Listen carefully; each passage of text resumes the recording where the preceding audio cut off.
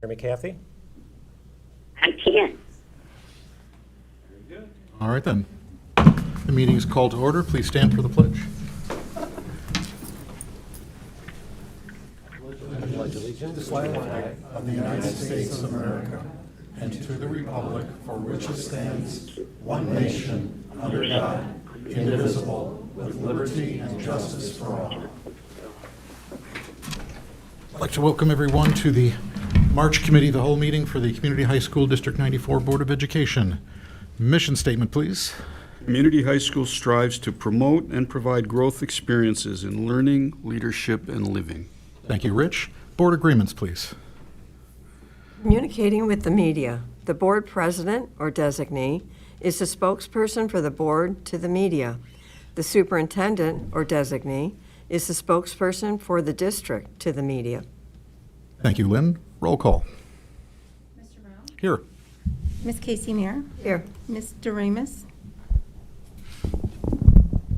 Ms. Present Doremus? due to via phone due to health reasons. Ms. Munoz? Here. Mr. Nagel? Present. Mr. Sake? Present. Mr. Suniga? Here. All right, that brings us to public participation. This is the portion of our meeting where any member of the public can address the Board of Education on any topic. We welcome your comments and will carefully listen to your concerns. We will not be able to engage in a dialogue during public participation, but when appropriate, we will direct the administration to follow up. Presentations are limited to no more than 5 minutes per person, with a total time limit of 30 minutes for public participation. If you wish to make personal charges or complaints against individual employees, volunteers, or students of the district, we request that you send the board your concerns in writing rather than stating those concerns during public comment. If anyone currently present wishes to make public comment and hasn't already done so, please fill out one of the comment forms in the back of the room and hand it to someone seated at the table. At this point, we have received no electronic public comments and no physical public comments. So we will move on to reports and information. Transition program.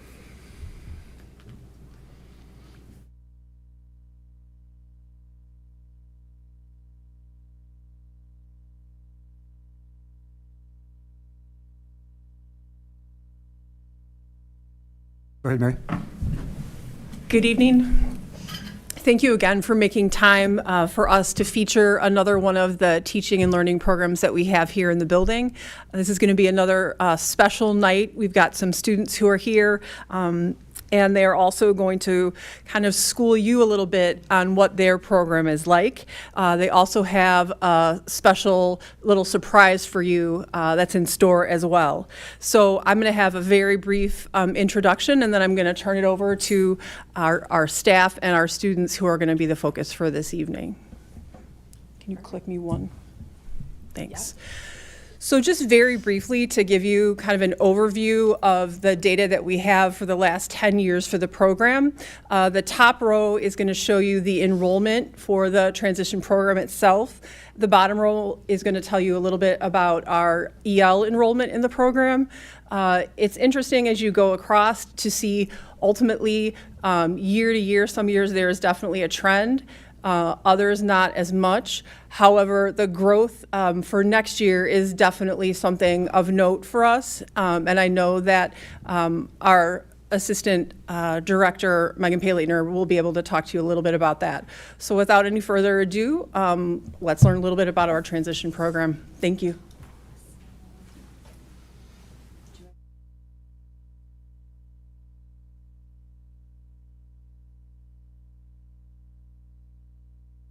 Hi guys, it's kind of funny you give me a microphone and I feel like I can talk your ear off, especially about this program, but I didn't want to take up all the space, so that's why I brought a whole team of people up here. I'm Megan Payleitner, I'm the Assistant Director of Specialized Services. It's nice to see you guys again, and I'll have everyone introduce themselves. Is that okay? You want to do that up at the microphone? Yeah? Okay, perfect. How about we'll start with Ms. Goodishaw. Hi everyone, I'm Erica Goodishaw. I'm the Transition and Vocational Coordinator here tonight. It's nice to see you all.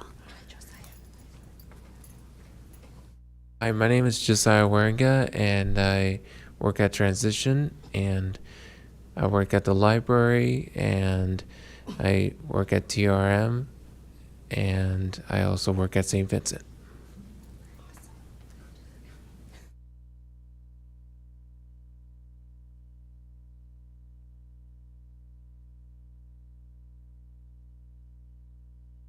My name is Lana. Yeah. Anything else you want to say where you work? I am also in transition, and I work at Kendrick Coffee, Wego Teas, and in Northern Illinois Food Bank. Great job, Lana. Hi, I'm Maggie Lavoon, and I am one of the transition teachers. Hi, I'm Regina Pauli, and I'm one of the transition teachers.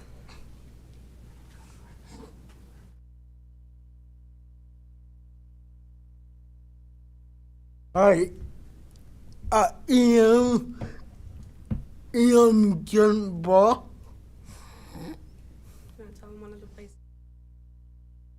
I work at Wego Teas.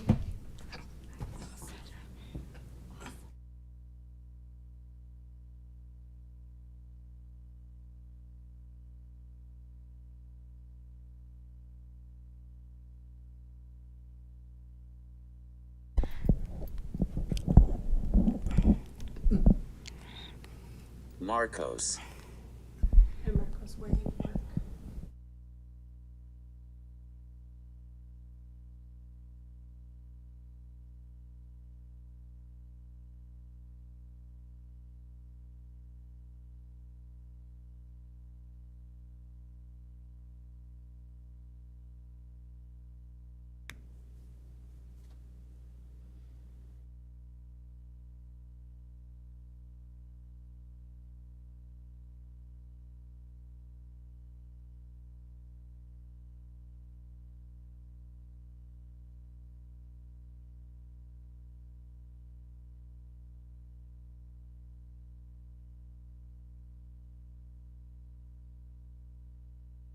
Work. Where do you work? Which one? Wego Teas. There we go. Awesome. So we wanted to start off with just a little reminder that there's no greater disability in society than the inability to see a person as more. As we go through our presentation, we are just so proud of the program that was built here and the future for it and just everything the community has done for our students, and we hope you guys will see and appreciate that too. So why transition programming?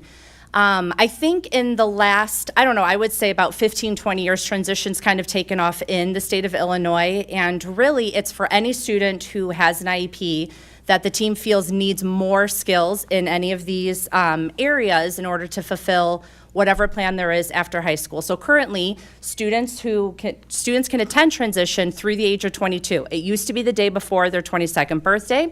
Now they turn 22, they get to stay the whole school year, which is awesome. I think that's a better transition into adulthood. And so we really, the whole point of transition programming is to kind of help that post-secondary life. What are we doing after 22? What do we need to work on? How can we connect to the different organizations and activities outside of the high school into the community that the students live in? And this is the overview of our process with Transition 2, and you guys will also get a handout that has all these slides kind of short and condensed, so you guys will see that too. But really, they all need to work together to create that successful transition into adulthood. And it's a lot of teamwork between the high school, adult services, the families, things like that. So every team member on the IEP team is very important to the success of that transition into adult life then. So the vision of the transition planning and programming, it is meant to provide access to services to attain all of the independent skills in the areas of especially employment, education and training, and independent living. Those are the three domains that we write transition plans for in the IEP process. It's designed to meet the unique needs of each individual based on their IEP transition outcomes. So transition can look very different for each student that's enrolled in it, and that's kind of something we pride ourselves on. We take that individual's goals and future, and that's how we create that path in our programming with our two amazing teachers who do that. The students access the community multiple times throughout the week to generalize those independent living skills that we have inside the classroom and to prepare for that life after public education. And I kind of always say that transition's a big PR move where we like to be out in the community so the community knows us, but we get to also know the community too. So that's a big important piece of how to access the community and successful post-secondary transition. Like I said, employment, education, training, and those independent living skills then too. Employability is very important in the transition program. Illinois is a work-first state, and so there's a whole program called WIOA, W-I-O-A, and we really pride ourselves in creating those vocational experiences here because, as you can see, it's hard for our kids to find those jobs, and we're at the mercy of employers who take our students, and that's why our connections with those job sites are super important to us and our families too. So just if you guys want to take a look at those numbers just for a minute, and then we'll move on.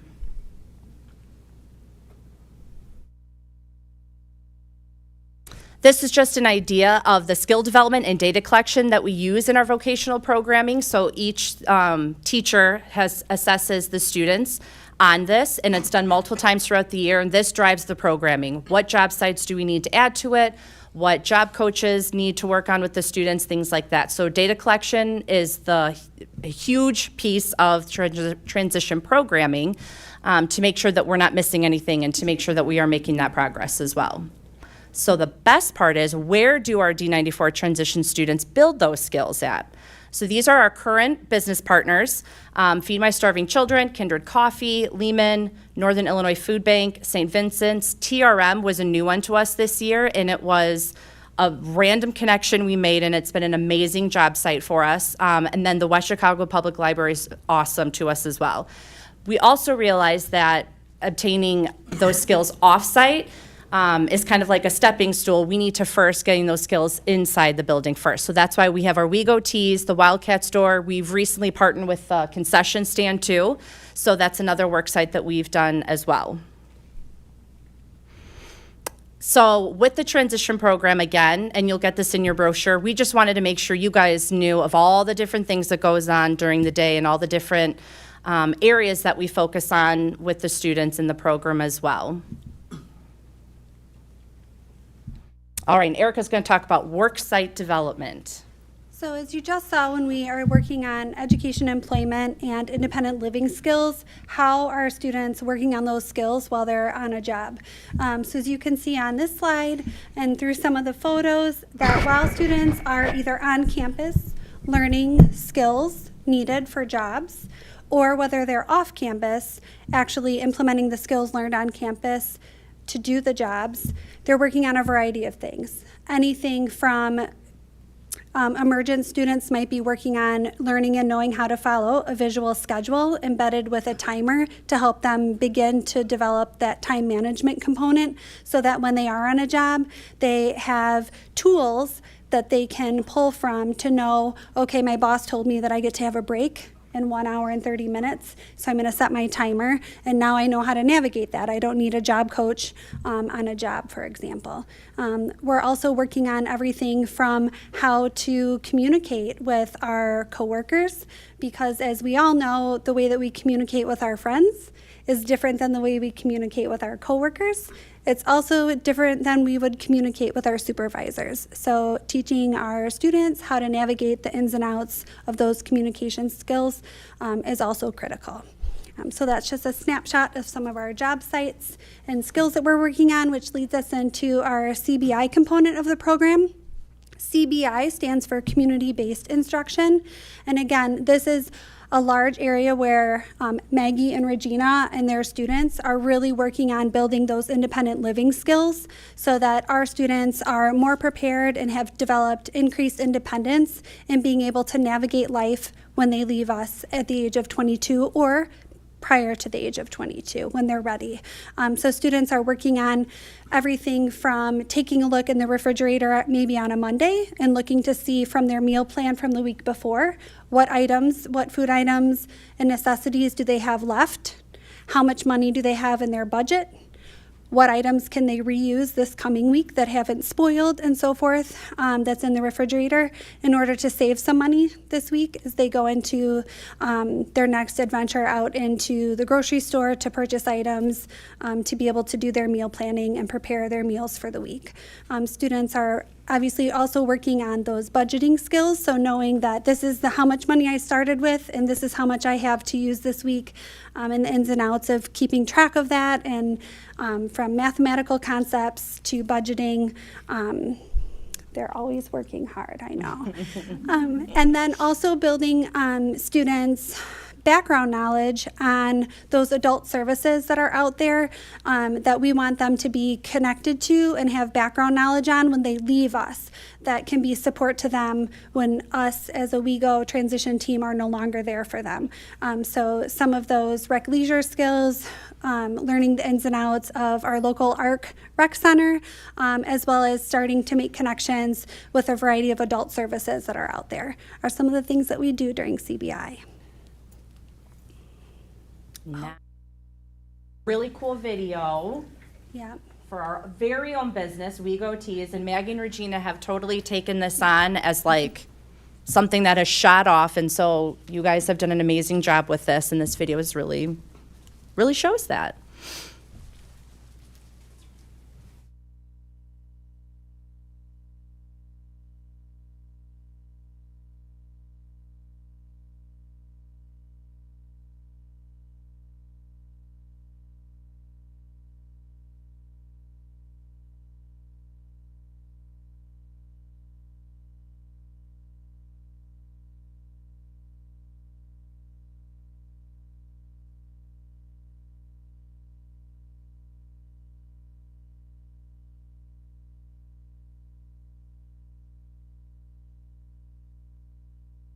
Audio that goes with it. Can we get it?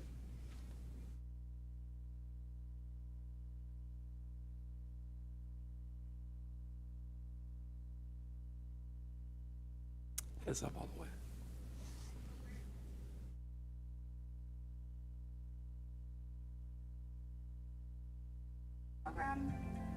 Wego Teas provides opportunities for us to develop our job skills. As we work, we practice our independence and communication skills to complete orders for our customers. Every dollar Wego Teas makes goes back to support our business and transition program.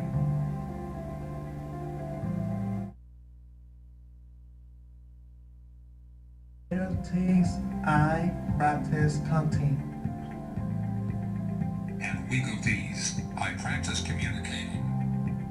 At Wego Teas, I practice using equipment. With Wego Teas, I practice typing. In Wego Teas, I practice being safe. At Wego Teas, I practice folding.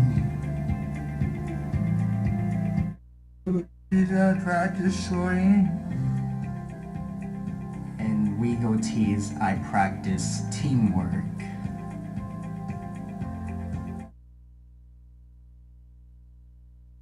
Want to place an order? Email us at wegoteas@d94.org and we will set up a customer meeting with you. We can't wait to make tea for you!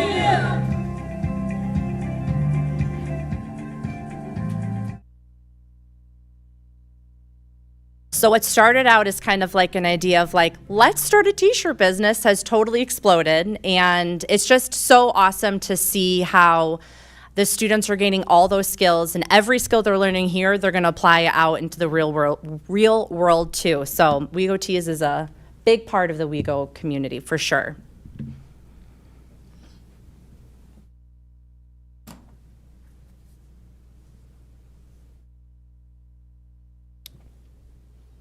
No worries. We can wait all day. There we go. We're very flexible is right. Mm-hmm. We have a lot of wait time. Yeah, all good. There you go. There we go. So we wanted to introduce you to the team here. And so besides everyone who's here, we also have a number of other people with our program. Do you want me to click it? I'm sorry, No, guys. that's okay. There's missing. There There's you like really fun things that fly up. Okay, so we have our 2 transition teachers, and our job coaches go between both programs of Maggie's and Regina's, and then we also have our speech and language pathologist, school psychologist, counselor, social worker, occupational therapist, Erica, and myself on our team as well. And that's it. We do have a little present for you guys. Yeah. I just wanted to close really quickly with, first of all, saying a really big thank you to our teachers who, it's not only this evening, but all day, every day that they're with our kids working on this. Thank you to the students who have some gifts for you this evening. I'm going to give you a second and let you see what that is. Thank you. Thank you so much. Thank you. Take a close look at those, you very Giovanni. much. Flip it over. Thank you. You can take it out of the wrapper if you'd like for the full effect.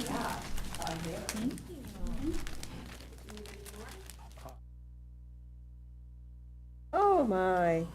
It's beautiful. Thank you. Oh, this is nice. Thank you.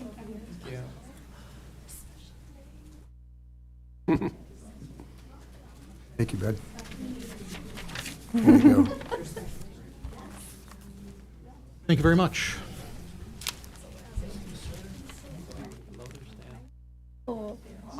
Thank you. I will wear it with pride. Oh, yeah. Thank you. Thank you. Thank you. And we'd like to ask the students if they don't mind taking one of these little gifts for their bud. family, because we want to thank them. Will you take that and to say thank you to them for making this possible and for supporting all of our Wildcats. Thank you.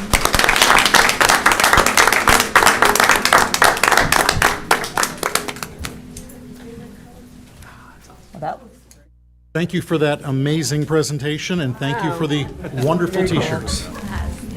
Hey, I have a couple questions. Oh, Sure.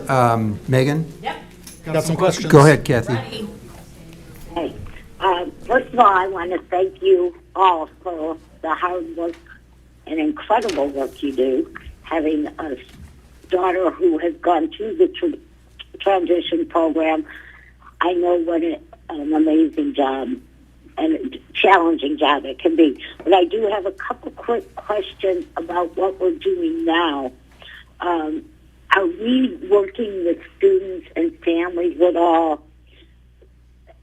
Yes, like opportunities to yes. collaborate with COD or some of the other colleges that now offer opportunities that never used to be there for our students. Yes, good question, Kathy. So Erica and I started parent coffee houses with our families this year, where we realized that we really need to educate our families because there is so much out there, and we don't know what's available if we don't know, right? So that's kind of a task that Erica and I have taken on, is getting these parent coffee houses put together where they specialize in the different areas. But we've also partnered with our counselors too, and they've been a big help with the college side of things as well.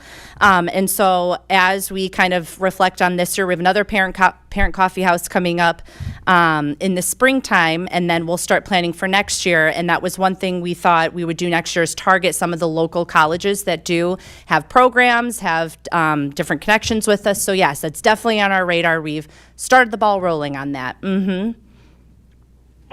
That's wonderful, because I know when my daughter was in, programs were just beginning in colleges at that point. They weren't readily available.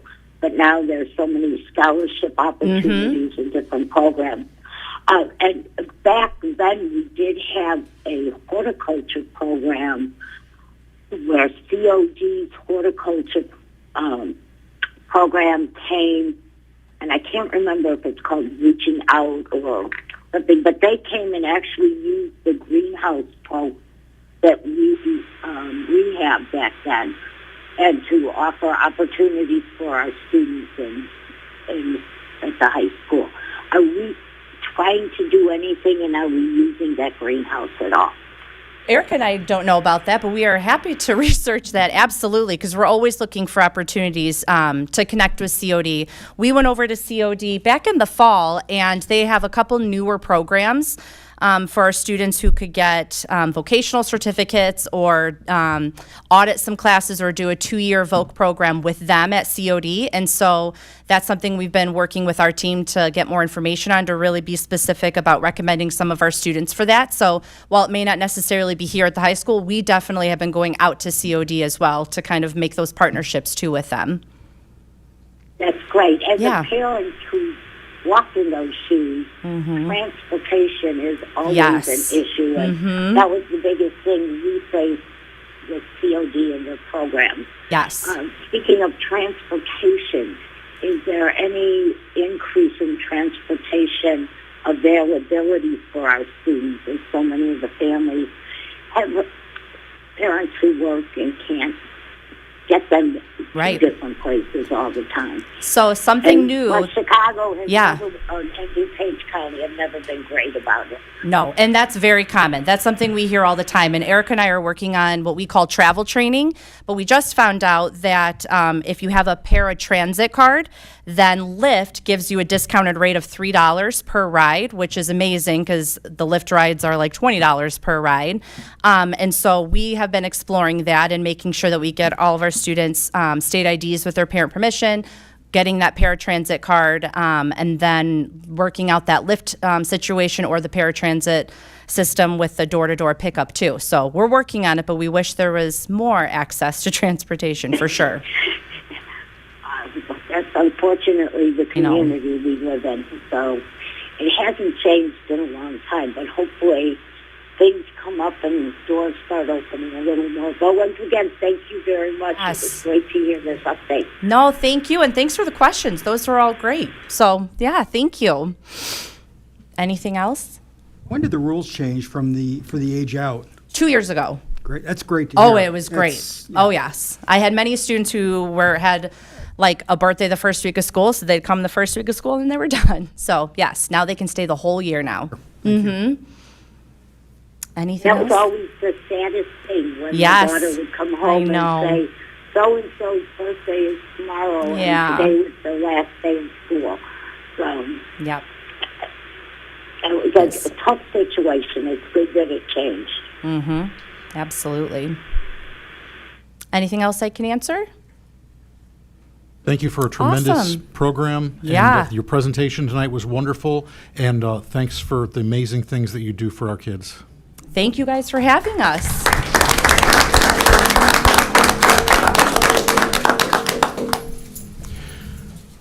Okay, then, that brings us to EL program structural support. I don't want to follow that. I was going to say that is a really tough act to follow. Dan, you're up. Okay. No, as you can see in the memo before you, one of the challenges we've had this year, and you're going to hear more about it from a presentation from that group in April, is it's our EL program. And the challenge is simply growth. So the chart provided in the memo shows that in the last 10 years, we've gone from 170 English learners, so those students who are acquiring the English language, to this year we are just shy of 700. So it's gone from less than 10% of our population to now over 1/3 of our population this school year. What's also not included in the memo is the proportion of students who are what we term newcomers, meaning that they are brand new to the country. So I'll give you an example. Our newcomer program is a 2-year program. At the end of the 21-22 school year, we had 28 students in what we call our newcomer program.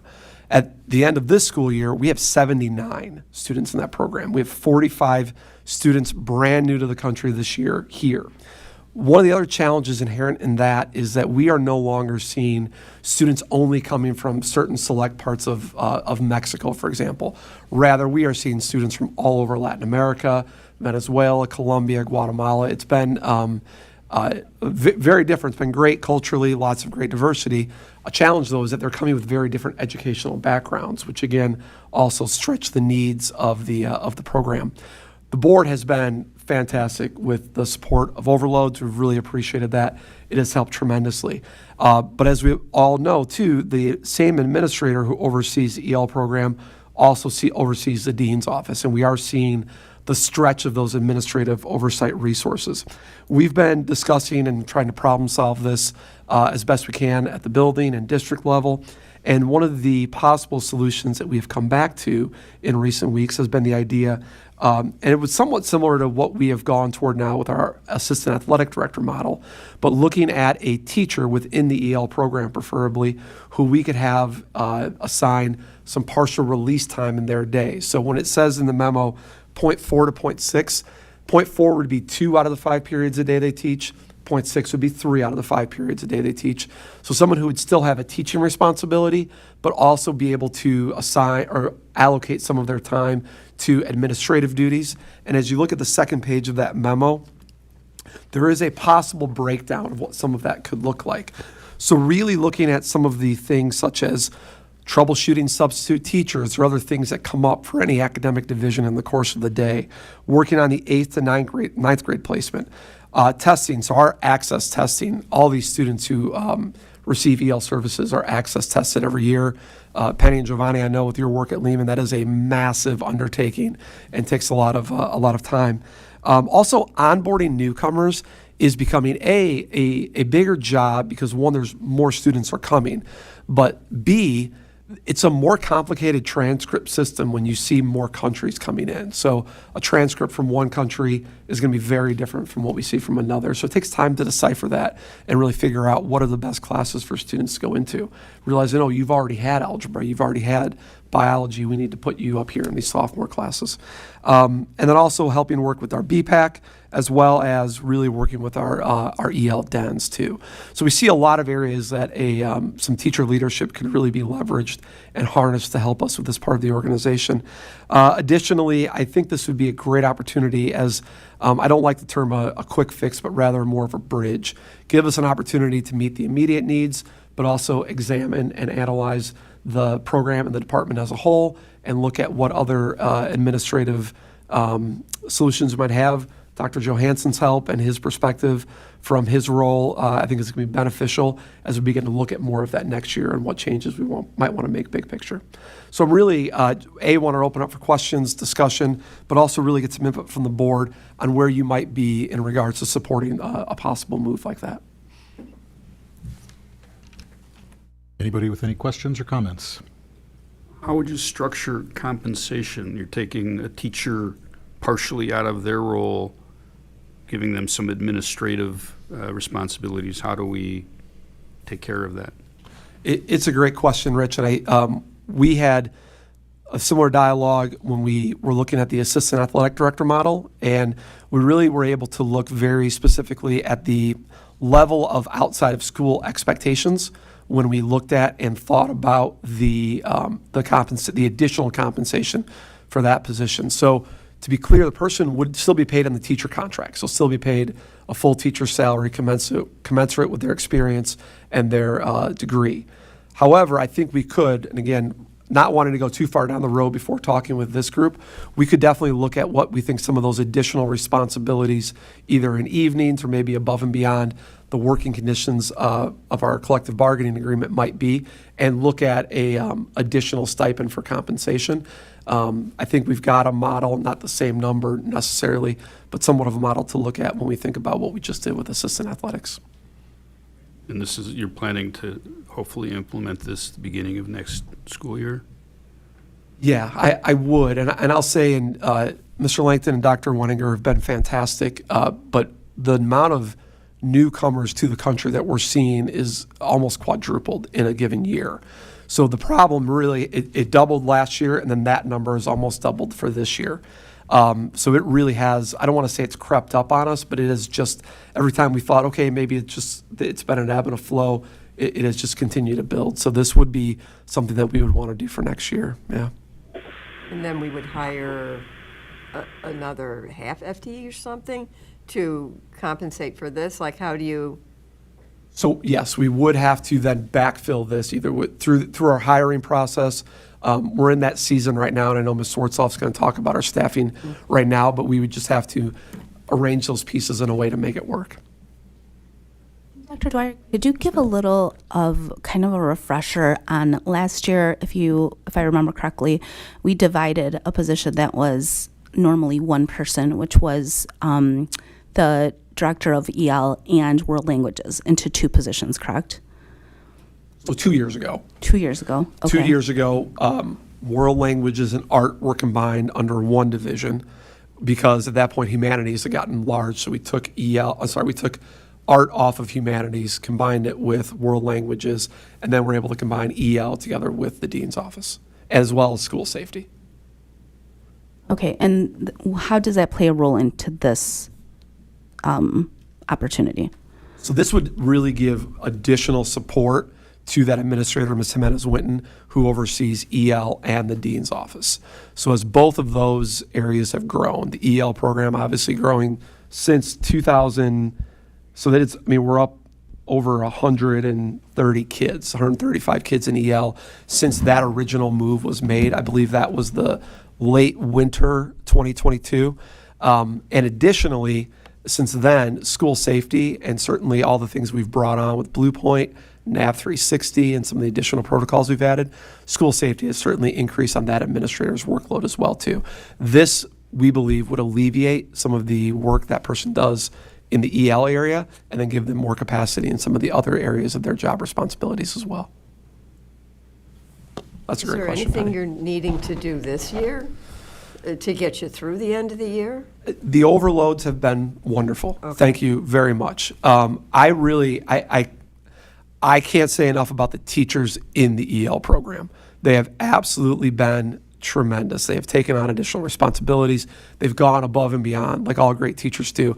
But that's not a sustainable solution in the long run. I think they've been great. And also the administrative team has been wonderful. Access testing, we had to do some patching and polling, and we definitely had a lot of administrators hop in and help. I think we can weather this year, but for next year, I do believe this will help us. I think this makes sense, moving this direction, it gives us an opportunity to really see if there's expansion, this is a bubble. I realize it wasn't a 1-year bubble, but it may be a 3-year bubble or something like that, and it's given an opportunity to really work our way into it and see what our needs are for longer term. Yeah, I think this is gradual and lets us have some perspective, too. On that note, Will, when you talk about the growth we've had this year, are those students that came directly into high school, or are they students that fed in from the feeder districts? And do we have any idea of what we've got coming in from the feeders next year? That's a great question, Kathy. So the newcomers here, the numbers I gave you were alluding just to students who came directly to high school. They were of high school age. I'll have to get the direct numbers from Lehman. I know we've already had that articulation process and talked through it, but then if they've already had a year at Lehman, we would consider them a newcomer 2, so a level 2. They'd be in their second year of that 2-year newcomer process. And Penny, I'm sure you probably might know the numbers off the top of your head. Yeah, well, last year I feel like we've had about 140 students, but obviously that's not counting students because technically a newcomer is a 3-year qualification. Mm-hmm. So we I don't have a pulse on those numbers, but last we looked at it, it was about 140 students that were newcomers for this year. Yeah. And again, we don't know all the ones that came over the summer and different transitions that they've made to the district. Yeah. Has that number significantly increased over the last 2 years? Yes. Okay. For sure. And they keep growing every day.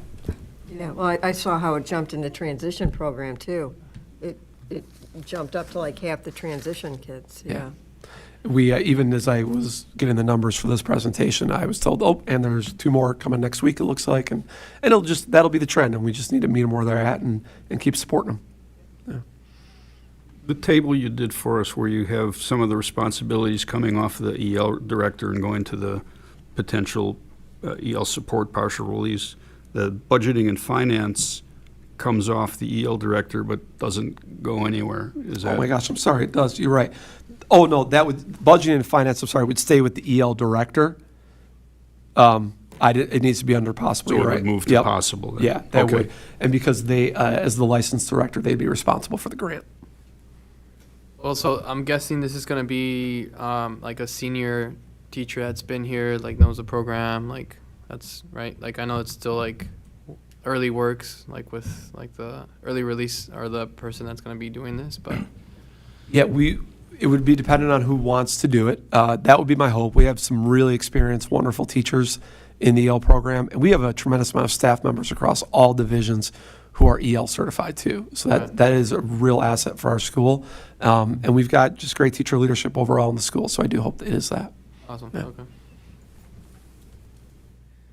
Any other questions? Just curious, just Please. because we're talking about this, but so what does an EL support look like in the dens? Because you've had, obviously, there's been a big shift in the landscape this year. What does that look? Because I know that this is obviously a newer part of the schedule. Yeah. What is the impact there? So in the beginning of the year, we kept the EL dens small, and I may have to call Ms. Howard for the number. I think we started with 3 EL dens in the beginning of the year.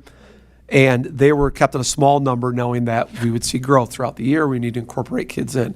By the end of the first semester, start of the second semester, the numbers were huge. And we were looking at, I believe, 27 or so in each of those EL dens, which is a really big number, especially when almost every week you have a new kid coming in brand new, not just to school, but to the country. And then trying to support that student and get them, ready for it. It really became almost impossible to get into what we call the den curriculum, the lessons, and that part of it. So we were able to take someone from academic support and open up another EL den. That was wonderful. And then we took some of the kids who had the most language proficiency and the most ready, and they got the short end of the stick by getting a den with Miss Howard and I. And I'm not going to lie to you, it's a struggle. Miss Howard, our Spanish is growing, though. I will give Mary and I some credit. It's getting better. But no, they do. They come down to our conference room every day for den time. And so we really try to alleviate that.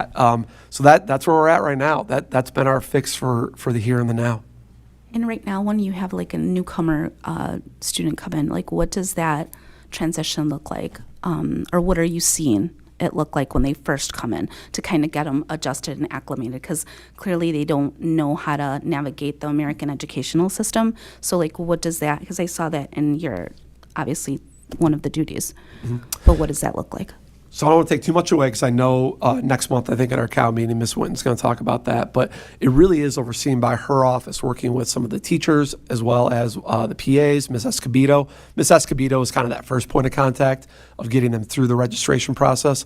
But then it really is a sit down of, let's look at your transcripts. Let's talk about your school history. How much English do you have? And then looking at what classes make the most sense for them to be in.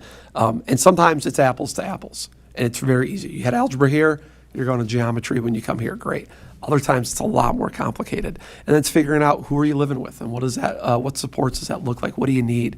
We've had a tremendous amount of students who have needed warm weather clothing this year, just coming from a very different climate. So supporting them in that way too.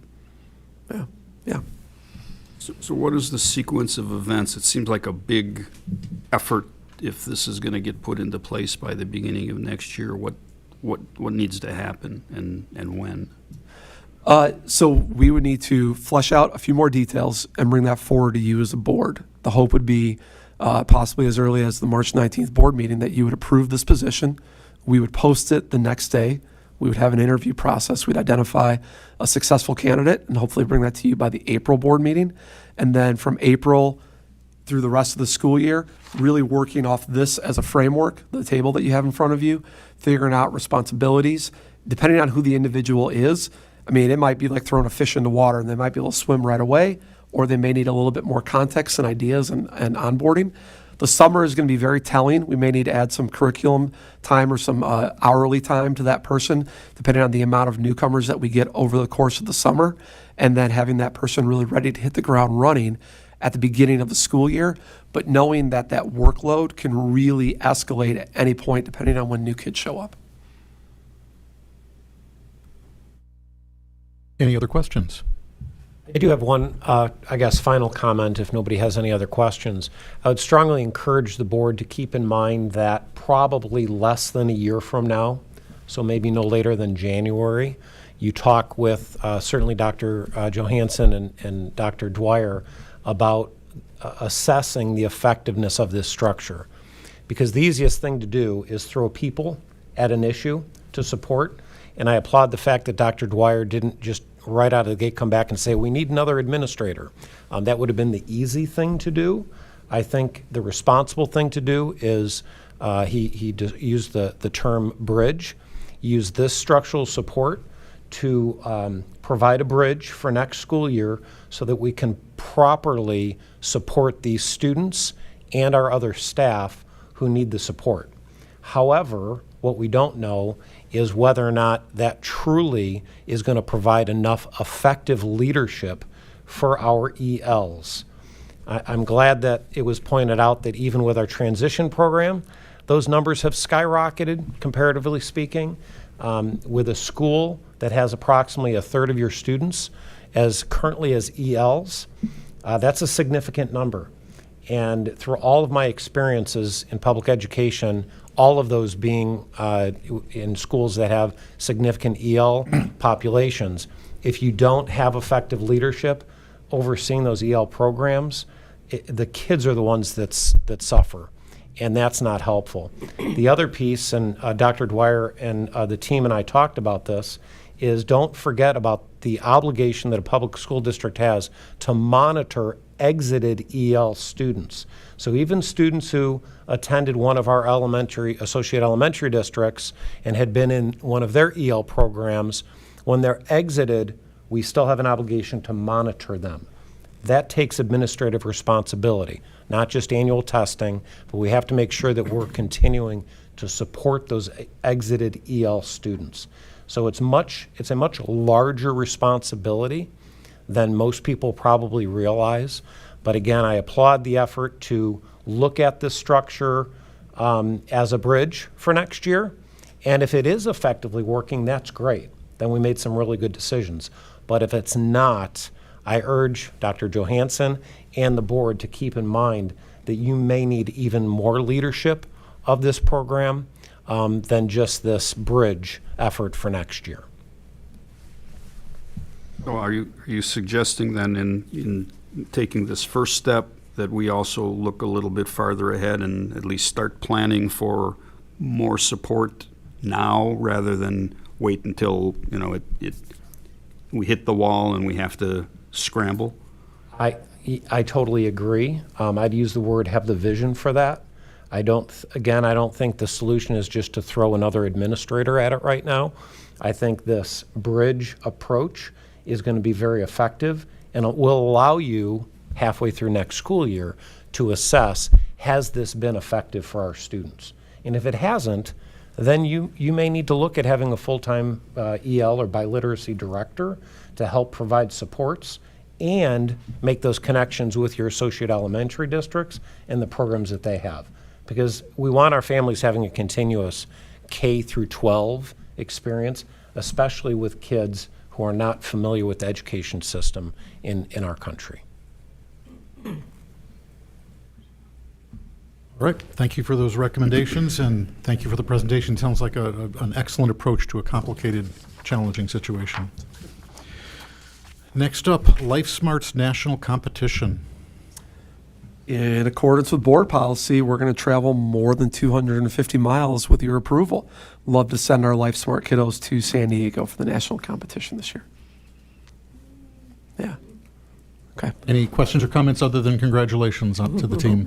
All right, we will bring you formal action at the end of this month, and then hopefully bring those kiddos in for some recognition either April right before they leave or maybe in May, depending on how they do. Fantastic.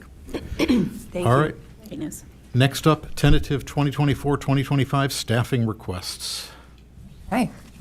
I'll ask you to take a look at the memo. There's quite a bit of content here. What I would suggest is if you would actually like to go to page 2, where you can see the chart. We'll start talking about licensed staff and then move to our support staff after that. This is the time of year when we get to really take a comprehensive look at our staffing and our FTEs and determine, do we have sufficient supports in place, and where are our course requests taking us for the 24-25 school year and beyond. Just as a little bit of background, you'll remember the last couple of years, we have had some significant additions to FTEs. Going back 2 years ago, so coming into the 21-22 school year? No, 22-23? 22-23. All right, I got my years. Into 22-23, we added a large number of staff specifically to address a lot of our SEL needs and to provide more of those core supports. So about 12 FTEs added to license at that time. And then last year, we had another addition of licensed staff. And during the school year, the board has already moved to approve 2 sections, and we're requesting a third to support really our baseline ELs that we're seeing that those numbers are growing obviously so drastically. In addition to that, our support staff has remained relatively steady over the last couple of years.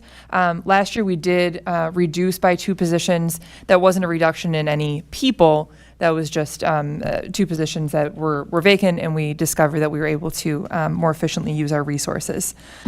So here we are, ready to take a look at our licensed FTEs. When we take a look at the course requests, and again, that comprehensive analysis of our student needs, what we're finding is that our needs for next year are relatively flat. And again, if you look at that overall chart, you can see that our total requests for FTEs going into next school year is actually down by 1 semester section, approximately. Now, these are tentative requests. I'll walk you through each of these areas and the more significant changes, and then please feel free, we can take a pause between license and support to ask and answer any questions that you might have. So starting with our math division, that is the area where we are seeing the most growth, the most need for additional FTE. Part of that is coming from geometry and construction. There are 3 sections, and with those being double blocks, we're looking at then an additional essentially 1.2 right there with geometry and construction. In addition to that, core lab requires a lot more math support. And so that's where we see a reallocation from some other divisions to be able to support that in math. We also see that ESL is, again, seeing a lot of increased demand. And based on the trends over the last couple of years, we want to keep those numbers relatively low or at least reasonable. So there's space for growth going into some of those courses next year, knowing that we've been maxed out on a lot of those sections and don't want to end up in a difficult position. That reallocation is able to come both from English and world languages. Now, what happens to those departments that are decreasing a bit? Starting with world languages, we had less requests for French. We see that we're down 0.2 FTE in that area. We also had a teacher who requested to move from 1.0 to part-time, and we're able to accommodate that request based on our current student course requests. We also are able to, because of the shared endorsements of a lot of the teachers in the world languages department, essentially have a teacher just shift the balance of courses in their day to be able to provide some more support with EL. In social studies, we do not require as much core lab support. So again, we're looking to reallocate 1.0 of social studies over to essentially math to support a shift in those needs. Now, in CTE, you're going to see that it does look essentially flat, only a 1 semester single course overload. However, we are seeing a shift within the CTE department, which is comprised of essentially sort of 3 different departments within one division. Our requests in business have gone down significantly, and we're seeing an increase in our technology education, particularly when we think tech ed, industrial arts, to support geometry and construction as well. The 1 semester long overload for consumer ed is necessary to support that graduation requirement, also to prepare for potential student failures and be able to accommodate those. The numbers are a little bit too high right now to be comfortable going into next year without that piece. Beyond those curricular areas, we do have sufficient supports in our student services departments. The ads that we made in the last couple of years to counselors, to social workers, to school psychs, all of that is reaping benefits across the student population. We're very, very happy with that. By no means are our counselors or social workers any less busy. If anything, they're much busier, but they're able to go into much more depth in the work that they're doing to support our kids, and that's a really positive impact. So I want to thank you again for that support in the last couple of years. Essentially, and the overall impact here would right now be just a one semester, one course overload difference. Now, this is tentative. There could be some shifts in the next couple of weeks, but wanted to give you a sense of approximately where we're at. And then certainly between now and the board meeting, if there are any changes, would reach out to make sure that you're aware of those and prepared to be able to support a request at that time. The last thing that I want to mention as you look at this chart are the asterisks that you see. The first one is an asterisk that you're going to see in both physical development and in ESL. The reason for that is that we had overloads that were added this year at different times in the year. Normally, if we add an overload, so for example, at the beginning of this school year, the board supported an overload. We saw an increase over the summer in our, AP US history numbers, and those sections were just bulging, and we ended up needing to create another section. But that wasn't really part of our baseline, and so typically we wouldn't include that in our overall FTEs. However, the support of the board for those additional 3 overloads, I did include here as an additional 0.6, looking at that need being a continuous one that will go into the upcoming school year and would be a year-long need. So that's why that's there. It's not a true 0.6 that you see added, but it does represent what the board has so far approved and what we anticipate will continue to be a need going forward. The second one is that the release periods for the leadership of the Teachers Association are shifting. This year they were split, one period into special ed and one period in English, and next year both will stay with the president in English. So you just see a movement of one section there as well. All right, so let's take a pause on staffing. Any questions that the board has regarding our licensed staff tentative recommendation for the 24-25 school year? So glad I answered all of your questions in advance. That's great. Okay. Very thorough. Fantastic. All right. Let's take a look at our support staff FTE. Again, we made a slight shift last year by reducing a couple of FTEs. I would like to recommend going into the next school year that we actually add 2.0 FTE to our support staff for 2 very specific positions. One of those would be the addition of a 1.0 FTE for a first shift custodian. You'll remember when we went through construction and added all that additional square footage, there was some shifting of job responsibilities to try to make sure that there was sufficient custodial staff and outsourcing of laundry services. And then COVID hit. We never really had an opportunity to see whether our staffing was actually sufficient to cover the additional 50,000 square feet that were added to the building. We're finally at a point where we really are able to get a better gauge on that. In addition to having a better gauge on that, we also know that we have a few needs. One of those is we've lost a couple of pool techs. That's critical. That pool has to be kept up multiple times a day. And right now we only have one person on staff in the support staff who's qualified to do that. So we would like to build some capacity in that area. And in addition to that, our daily setups for activities have grown significantly. That's great because it means that our building is being highly utilized. We want this building to be active, but what that means is that when our custodial staff is shifted over to those kinds of duties, they're not able to do the daily maintenance that's necessary. And so with that, I would recommend adding one full-time position. You can see the financial impact of that for a 12-month position would be $17.41 an hour or $19.41 an hour if the individual has 5 or more years of experience. The second request would be for the addition of a 1.0 FTE for a family liaison. Now, in terms of where that fits within our structure, it would be organizationally within the dean's office, and so technically the category is as a dean specialist. But this individual would really highlight a few of the job duties that are necessary within the dean specialist role, while our current dean specialist would continue the very important work that they do within the dean's office.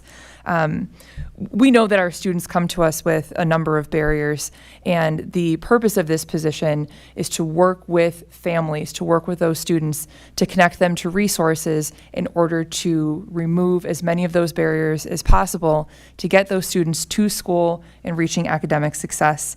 I think we've done a good job as a school, and particularly in the dean's office, with a lot of credit to Ms. Jimenez Winton, of approaching that office as a proactive, restorative place to try to address those behaviors, look at the patterns, and see ways that we can work with the whole student, right?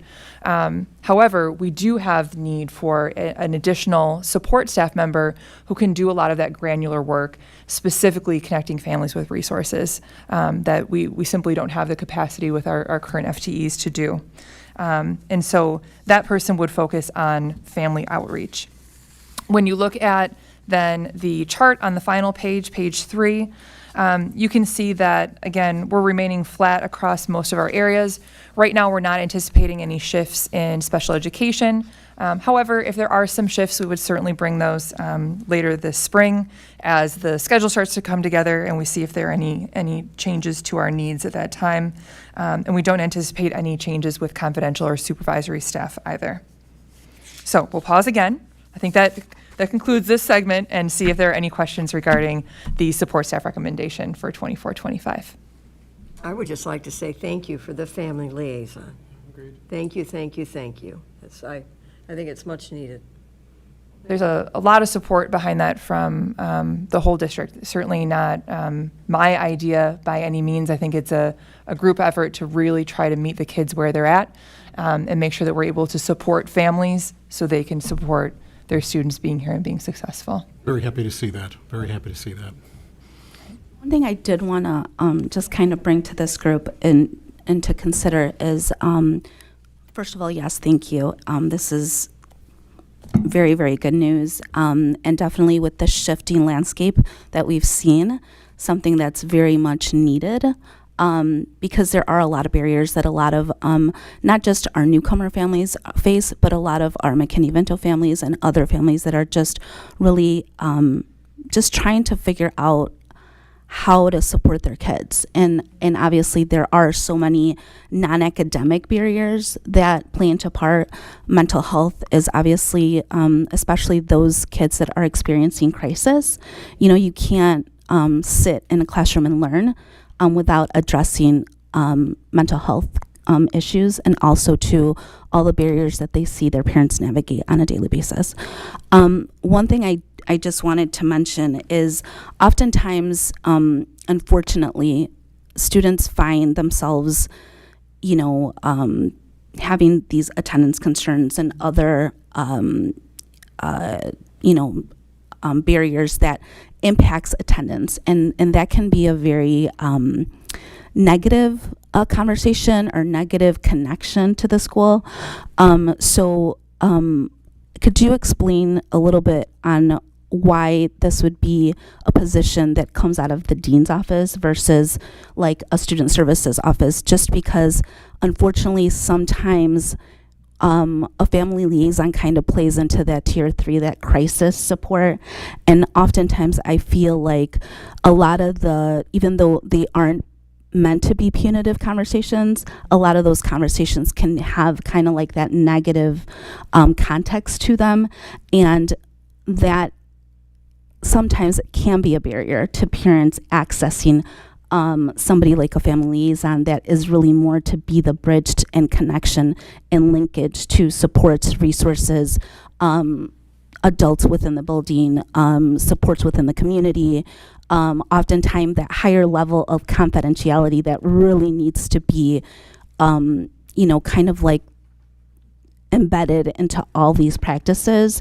And so I guess I want a little bit more, to hear a little bit more on why it would be within that department. Sure. No, I think that's a really good question. Actually, one that we discussed as an administrative team as well. I think what you highlight here that's really important is that this position is, what's critical to it is having trust built in. This person can't be seen as a disciplinarian. They are not a dean. They are not by title even when they start working in the district, working as really a dean's specialist or a dean's assistant. Their role is to serve the families through family outreach. And John had a great suggestion to even keep the same title as a family liaison so that it's recognizable to our families as they work through the system, and they know that that's a trustworthy individual here. But then that draws a question, well, then why does it fall within the dean's office? And the answer for that is that within our structure of the support staff contract, the categories that currently exist, there isn't one that is specific to a family liaison. And so in order for it to be a position that exists within that framework so that we're able to bring it forward, what we're looking for is what is the closest job type. And really, when we look at the pieces of the dean specialists that are not punitive in nature, not dealing with the student discipline issues, but rather specifically connecting families with resources, which is a component, an important component of that job description, it ties in perfectly with this. And so that's where this position flows out of the restorative and proactive component of the dean's office, with the dean's office being a part of our larger student services department, both physically and in the way that it operates. There's no doubt that this individual would work very closely with our student services department, with other administrators in the building, and that they would be a standalone in a lot of ways in the way that their position functions. Any other questions? I had a couple questions that just in the conversation you triggered. Sure. You say we're starting to move away from interest in business and moving towards the CTE. Yes. Triggered my thought. We put a machine shop in a couple of years ago. Are we getting traction on that? Are there sections going in there? I was bragging to somebody at the distinguished alumni about the machine shop, and I wondered, I don't know if it's really being used. There are sections in there, and there have been, but I won't lie. The growth and the numbers have not come as quickly as we would have liked from after the pandemic. So I do hope that the geometry and construction continues to spark that interest in it. Advanced manufacturing is really important, but it's also really difficult too. So there is interest in it, not quite as robust as we would want though. How many sections are we getting there now? I have to pull it up. I believe I know we're running at least 1 year-long section of machine shop in that lab, and then there's one other course that I think utilizes it on a periodic basis. I'll have to get back to you with the numbers, Rich. And Rich, I can tell you that earlier this school year, when the team talked about geometry in the classroom, I don't remember who it was, but somebody had brought up the importance of gauging interest from kids.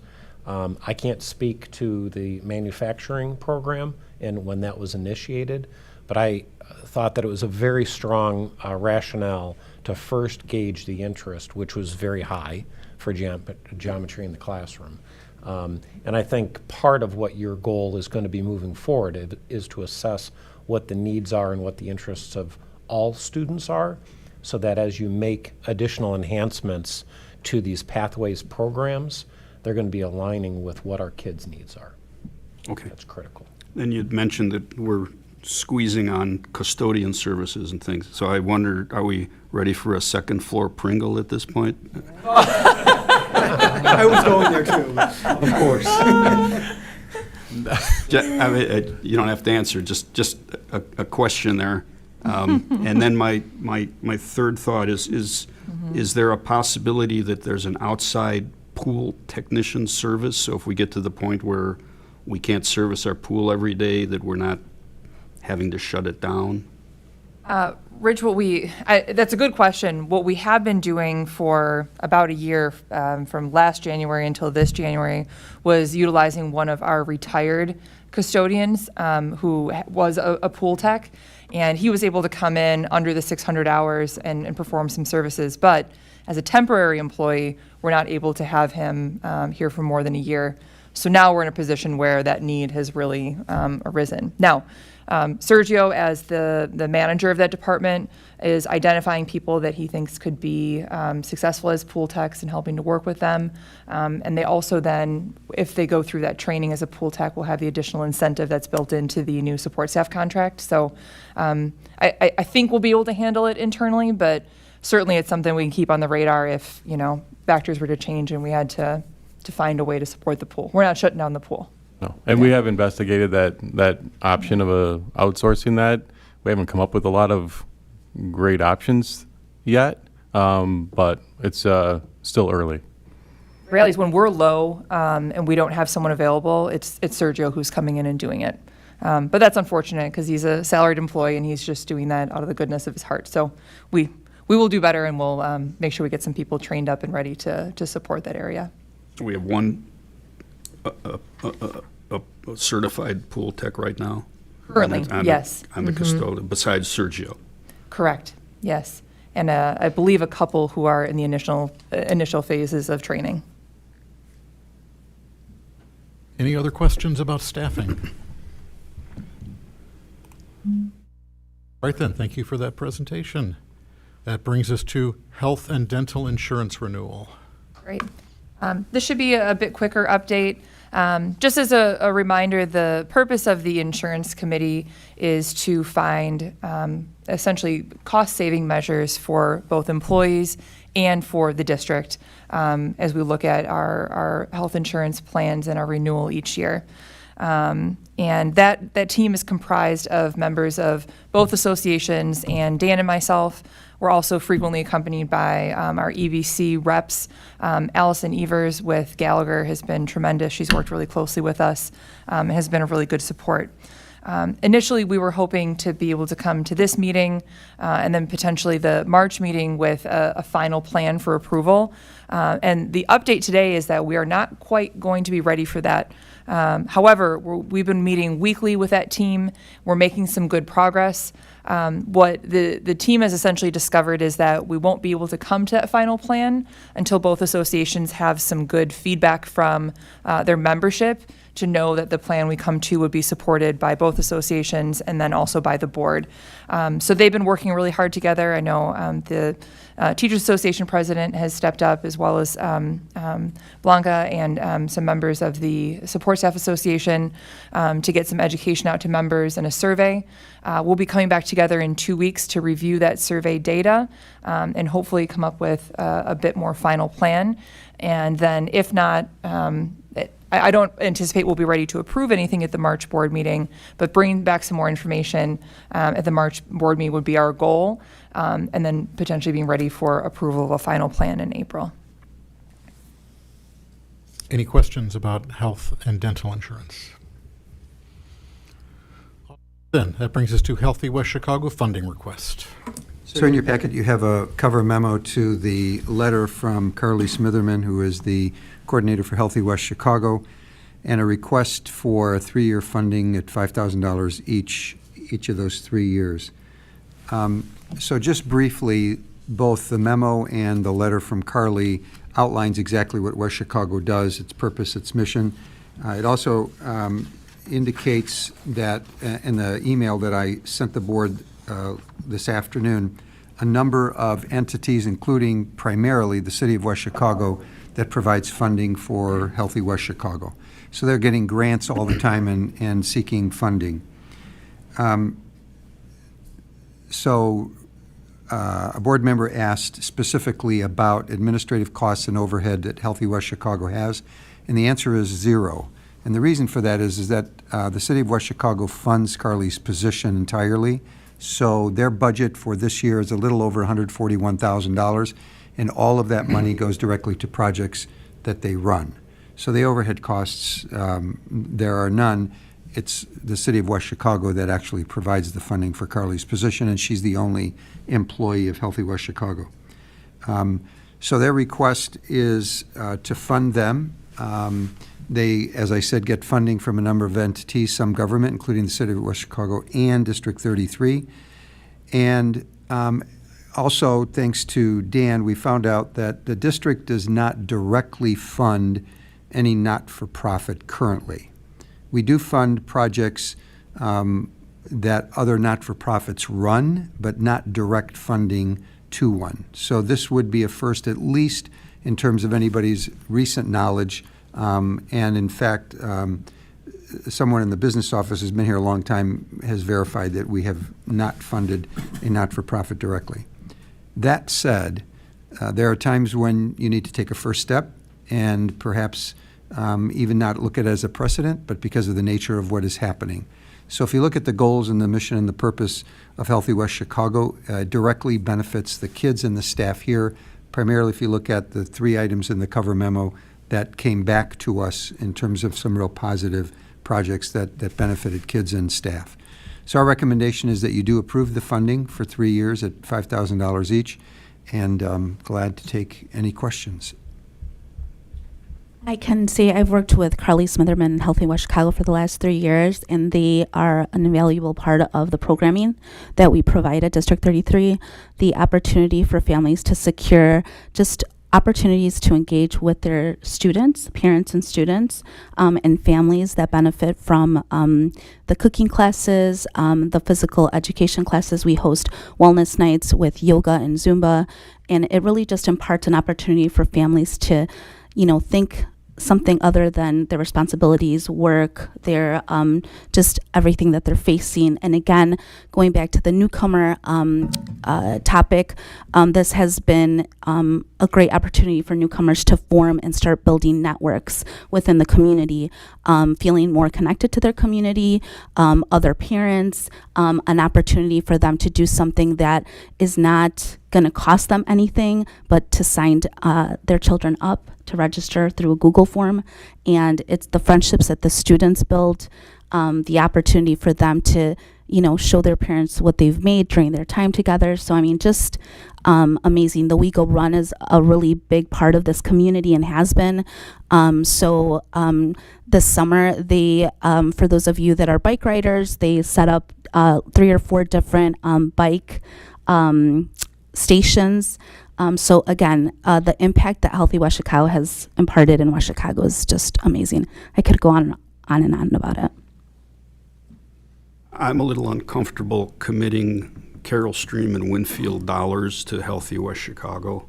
I can see where District 33 would be willing to do that because that's within their area, but it says that the programs 2 and 3 funded by We Go Together for Kids and coordinated by HWC. So the money that's being spent isn't necessarily from Healthy West Chicago benefiting our programs. It's coming from We Go Together for Kids. So I'm a little concerned about shuffling money from the different tax bodies to Healthy West Chicago because it sounds like their focus is on West Chicago programs.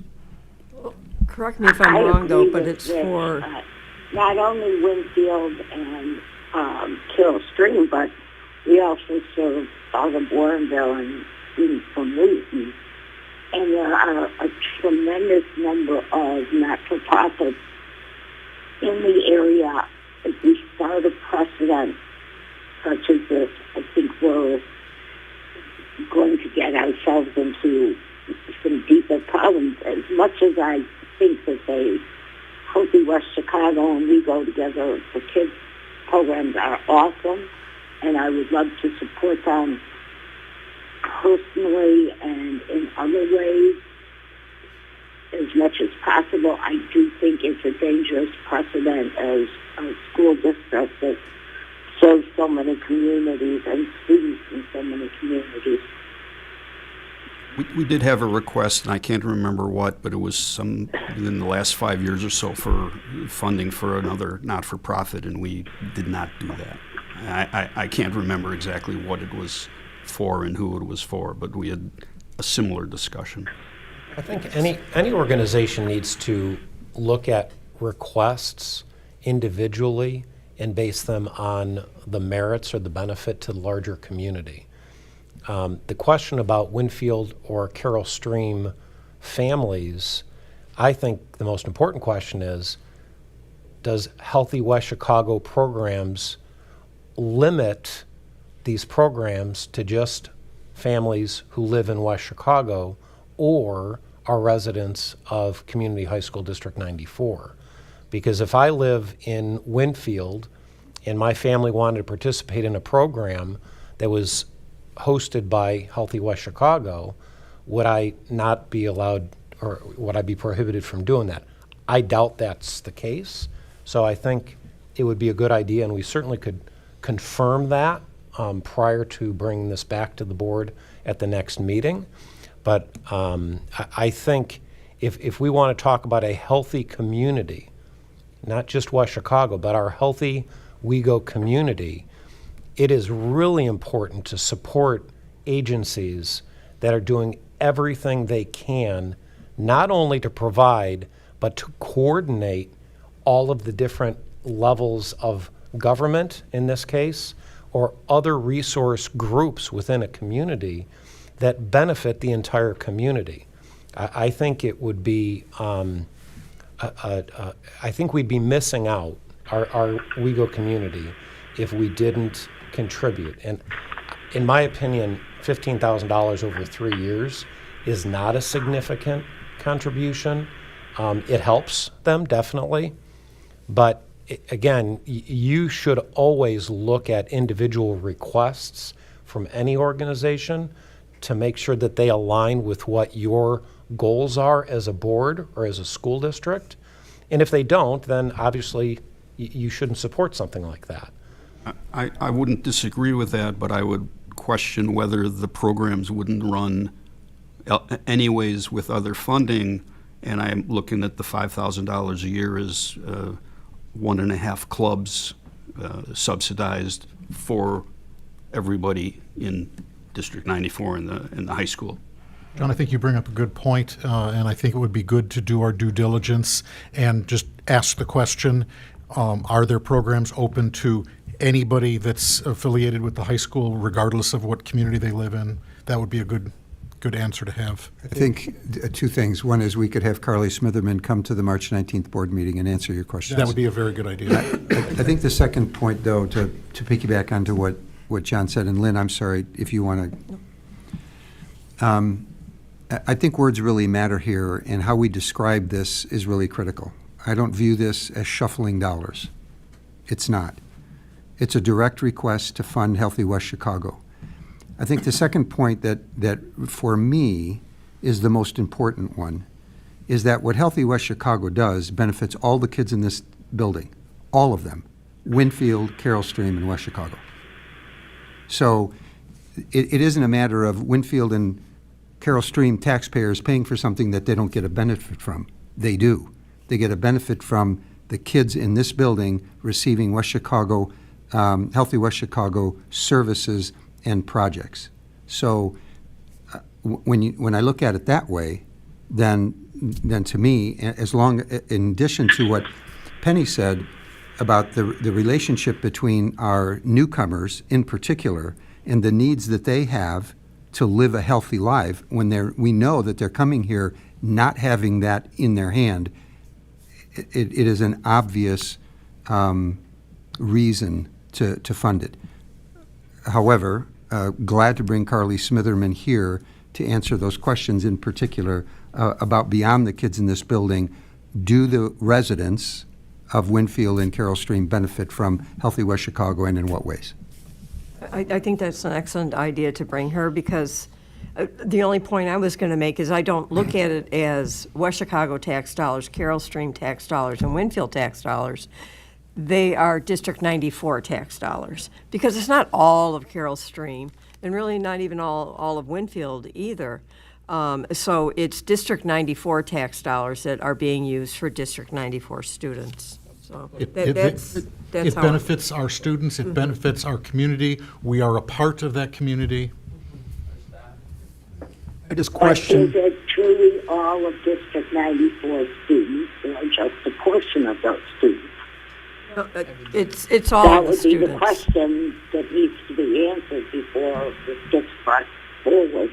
Well, we can ask that question if the director comes to our next meeting, we can directly hear her answer to that question. And we can also confirm that and relay that back to you before the board meeting, just so you understand that in advance. I think that's an important variable. I don't have any question that Healthy West Chicago is a great organization. Been a big supporter of them from the very beginning. I think my concern is how many other organizations would meet the same criteria and come looking for funding, and how we'd react to those. If they did, then we would have to take a look at Well, whether it And I had think merit. we individually consider every organization, as John had mentioned previously. That's How what many we're doing now. organizations are there? That's my question. Well, we don't know, but we'd have to take an organization at a time, and also to understand to kind of what Attila is saying, we have to really consider the shift in the landscape. We can't do things always like we've always done them. There's, a new opportunity to sometimes engage and support our community in different ways, depending on the need of that community. And building relationships and connections within the community is also finding your place in the community. So the benefit is both ways, I think, is what you're trying to get across. Right, exactly. Yeah. It's twofold. Wait, hold on a second. We got two people talking at And once. what the impact could be. Could you repeat that, Kathy? We couldn't catch. But you also have to take into consideration if we start something new, which is not necessarily a bad thing, that is not what I'm saying, but what impact can it have as a result of that? In the long run, how many more requests, and is it going to create situations, because every not-for-profit is serving people that they are going to consider part of the community and doing very, very definite good. But where are we going to draw the line of when are we going to not be handing out money that can be used for our students and should be used directly for our students? This is going to have a long-term impact. And I think that has to be considered before we make a big decision to start a new trend. That's why we have a school board to navigate that kind of situation and to make those judgment calls. The school board needs to have full information. And we will. The question was asked, and we will have additional information.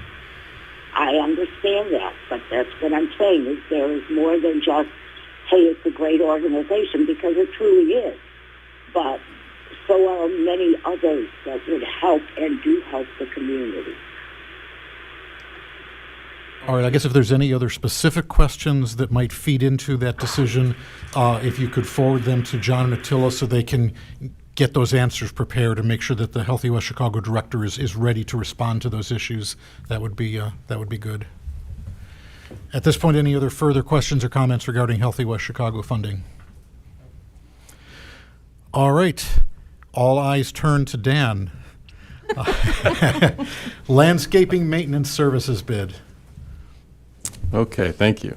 Over the past few years, Community High School District 94 has used a landscaping company on an as-needed basis for various services, such as grass cutting on the east side of the building, trimming trees, and also doing some mulching. Additionally, the district has used a separate company to fertilize all the grass within the district boundaries. On February 6th, the district released a bid for landscaping maintenance services and fertilizing. Pre-bid meeting occurred on February 13th. There were 5 vendors that attended that meeting. On February 27th, the bids were due and 4 vendors submitted bids. We're still in the process of reviewing the bids, asking some questions, making sure that I understand exactly what they were noting on their bid. The bid tally is attached to the agenda, and then at the March board meeting, I'll bring a recommendation of how to move forward with that bid. Any questions or comments about landscaping? All right, next up, West Chicago Parking Lot Intergovernmental Agreement. So, District 94 entered into that IGA with the City of West Chicago in 2009 for the use of the parking lot at Wood and Steimel Streets for additional student parking. That agreement is due to expire in 2029, and with the recent electrical work and camera installation at the student parking, it was suggested that we either extend that IGA or create a new one. The city wished to end the old one, create a new one. And they also had some requested changes, and the district had some requested changes. So we were looking to extend for another 20 years. And also we just added a termination clause just in case. And the city was requesting that we have a shared parking lot for when the new park is completed. And so there'd be a shared use there. And then we would remove any mention of Kerr McGee as a parking lot. And then they would also provide a name designated that we would have to name that parking lot. So both entities and the attorneys on both sides have reviewed it, the attached IGA, and so we would bring that to the board for approval. At the March board meeting, the city is asking the city council to approve it in March as well. Are we concerned about any overlap between the park, using the parking lot, and us? Not during the day, and only at best maybe 3/4 of that parking lot's used during the day. Oh. It's normally about half. And the south side is where the park is going to be. So if anybody is using the park, I assume that they're going to park on the south side away from the students. So I'm not any concern, especially with cameras being installed over there. So we can keep a close eye on it. The anticipated date for that park is going to be years, like 2028, 9. I don't recall. It was that far Yeah, off, it's a few or years even a little away bit for further. sure. Any other questions about the parking lot IGA? All right, that brings us to student fees for 2024-2025. So as per board policy, the Board of Education is to approve student fees annually. Administration reviewed and compared West Chicago High School student fees with other local districts for reasonableness. We talked with leadership within the building for recommended changes. And so we do have one addition to our student fee schedule and one change to that schedule, which all revolves around summer school fees. So during COVID, those summer school fees were removed and were funded mainly from federal funding. After COVID, we reinstated those fees at $50 per class. And so we would actually like to increase those back up to $100. Prior to COVID, the classes were $150 per class. So I think we're trying to work our way back up to that $150 if possible, and if that's reasonable as we move forward. So I would be bringing that schedule of student fees to the board for approval at the March board meeting. And what is the process for McKinney-Vento students who need access to waivers for student fees or any other additional fees? For summer school or for regular fees? All fees. All fees. So they'd fill out a fee waiver form. Is it up to them to look for one? Are they offered one? Like what's the process look like? As they're identified as McKinney-Vento, then they would be provided those forms. Is there something that asks that question on your registration form or on your registration link? I believe so. We did some additional training in that with Mr. Egan and Ms. Bibian in Student Services. So one is articulation from any of our associate districts of students who are previously identified, just automatically enrolled for those services. We have some additional ways that we'll find those kids without them having to raise their hand. But let me get some specific answers for you from Mr. Egan, if that's okay. And then like newcomers, like what that looks like and how they're kind of supported through that. Perfect, thank you. Let me get some info for you. Any other questions or comments about student fees? All right then, Andy Frayne Services Renewal. All right, so as we know, we've contracted with Andy Frayne Security Services since 2013. We had a bid in March of 2021 for security services, which Andy Frayne was awarded that 3-year contract.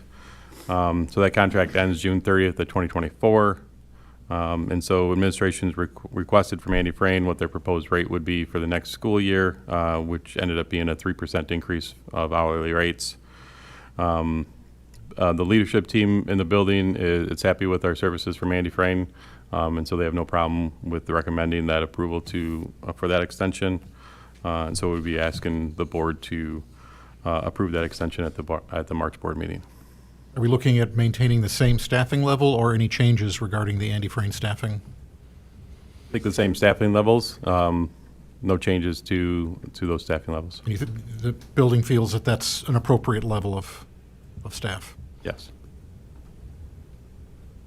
Any questions about Andy Frayne?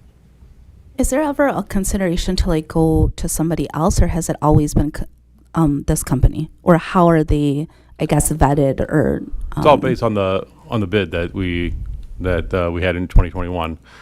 We had, if I recall correctly, I think we had 3 vendors submit bids. Andy Frayne was the lowest bid, and so we continued with Andy Frayne. And do you work with like the program director to identify or like vet different candidates that are employed here? Is it just kind of like they're assigned? Do you guys like sit in on those interviews? What does that process look like? Andy Frayne works through that process of hiring their employees. We always have the discretion of removing an employee that we don't want within the building, which we have done before. Lately with Wally as the head supervisor there for Andy Frayne, he's done a fantastic job. We're very happy with his supervision of his staff. Anything to add on that, or? No, just what Mr. Oberg said, that we don't sit on the interviews, but then if someone, for whatever reason, we're not happy with them, a day later, they don't work here anymore. Anything else about Andy Frayne? All right then, food service update for summer. All right.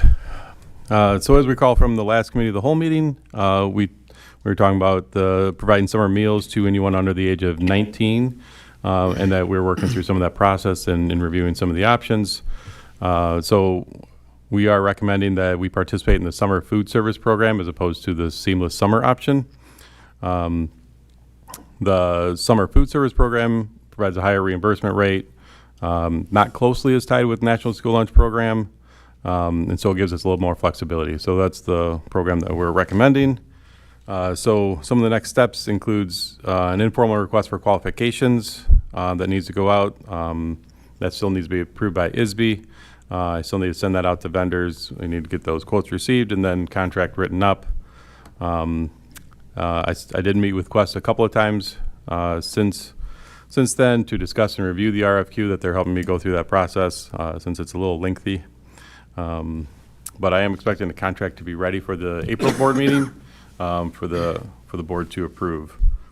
So the goal of this program for us is to provide as many meals as possible to anyone within our community under the age of 19. So not only are we looking to serve summer school meals to our summer school students in the building, but we plan to serve to the community as well. We have the tentative serving location would include the high school itself and then 2 off-site locations pending approval from ISB. Those 2 off-site locations would be Reed Kepler and also Timberlake apartment buildings. If you recall, we did serve during COVID at Timberlake. That worked out very well for us. The manager at Timberlake was very happy to work with us, and everything worked out well there. I talked with the executive director at the West Chicago Park District. She was very happy to accommodate us and let us park. We haven't figured out exactly the location at Reed Kepler yet, but I think it's going to be a great location during the summer with kids going out and playing at that park. And a similar situation up in Wheeling, I did a similar program where we went to various parks throughout the city and set up a truck that would sit there for a couple hours.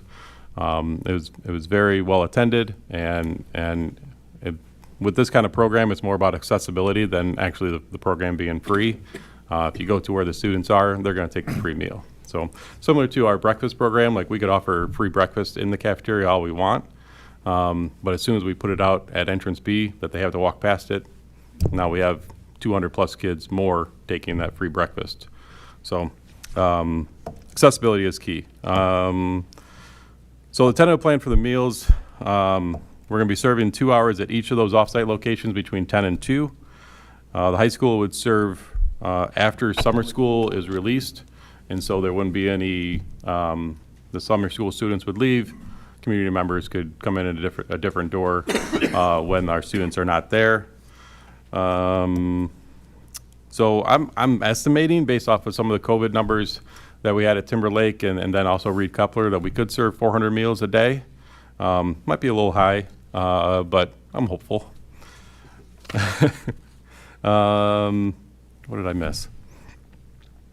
The meals would likely consist of basically a sandwich, a fruit, a vegetable, a milk, and a cookie, maybe a Twinkie. I didn't get a laugh from Attila on that one. Nothing. Sorry. Attila like Twinkies? I guess there's something under the surface. No, I don't like Twinkies, but it's okay. I watched the Good- last committee of the good whole try. meeting. You mentioned Twinkies. I did mention it, didn't mean I like them. So, all right. Maybe no Moving Twinkie on. then. Nutty bars maybe, but not Twinkies. Yeah. So the meals will have some USDA meal restrictions, and so we'd have to abide by those. Again, a little bit more flexible than the Seamless Summer option. And again, to try and reduce some of the waste, as predicting the meals will be somewhat difficult. Some of the components can be used, fruits and vegetables. If it's not served that initial day, it can be served the next day. And so there's a little bit of flexibility there. So communication for this kind of program is key. So we'll need to, once all the details are set, once we know exactly what we're going to be serving, then we can start pushing out that communication to our staff, to our families, community. We can start working with some of our local partners, and making sure that communication all goes out to everybody. So we're really excited about the program. Think it's going to be great and be a huge success for our community. Are we reimbursed the full cost? Yes. How do we actually get the meals to the remote locations? Is that district employees or the food service people? So Quest has a truck, and they'll load up their truck. They'll go to like Timberlake from 10 to noon. They'll serve there for 2 hours, go to Reed Kepler for the next 2 hours. And so they would be responsible for actually serving those meals, counting those meals, making sure that we get an accurate count that we can then submit back to ISB.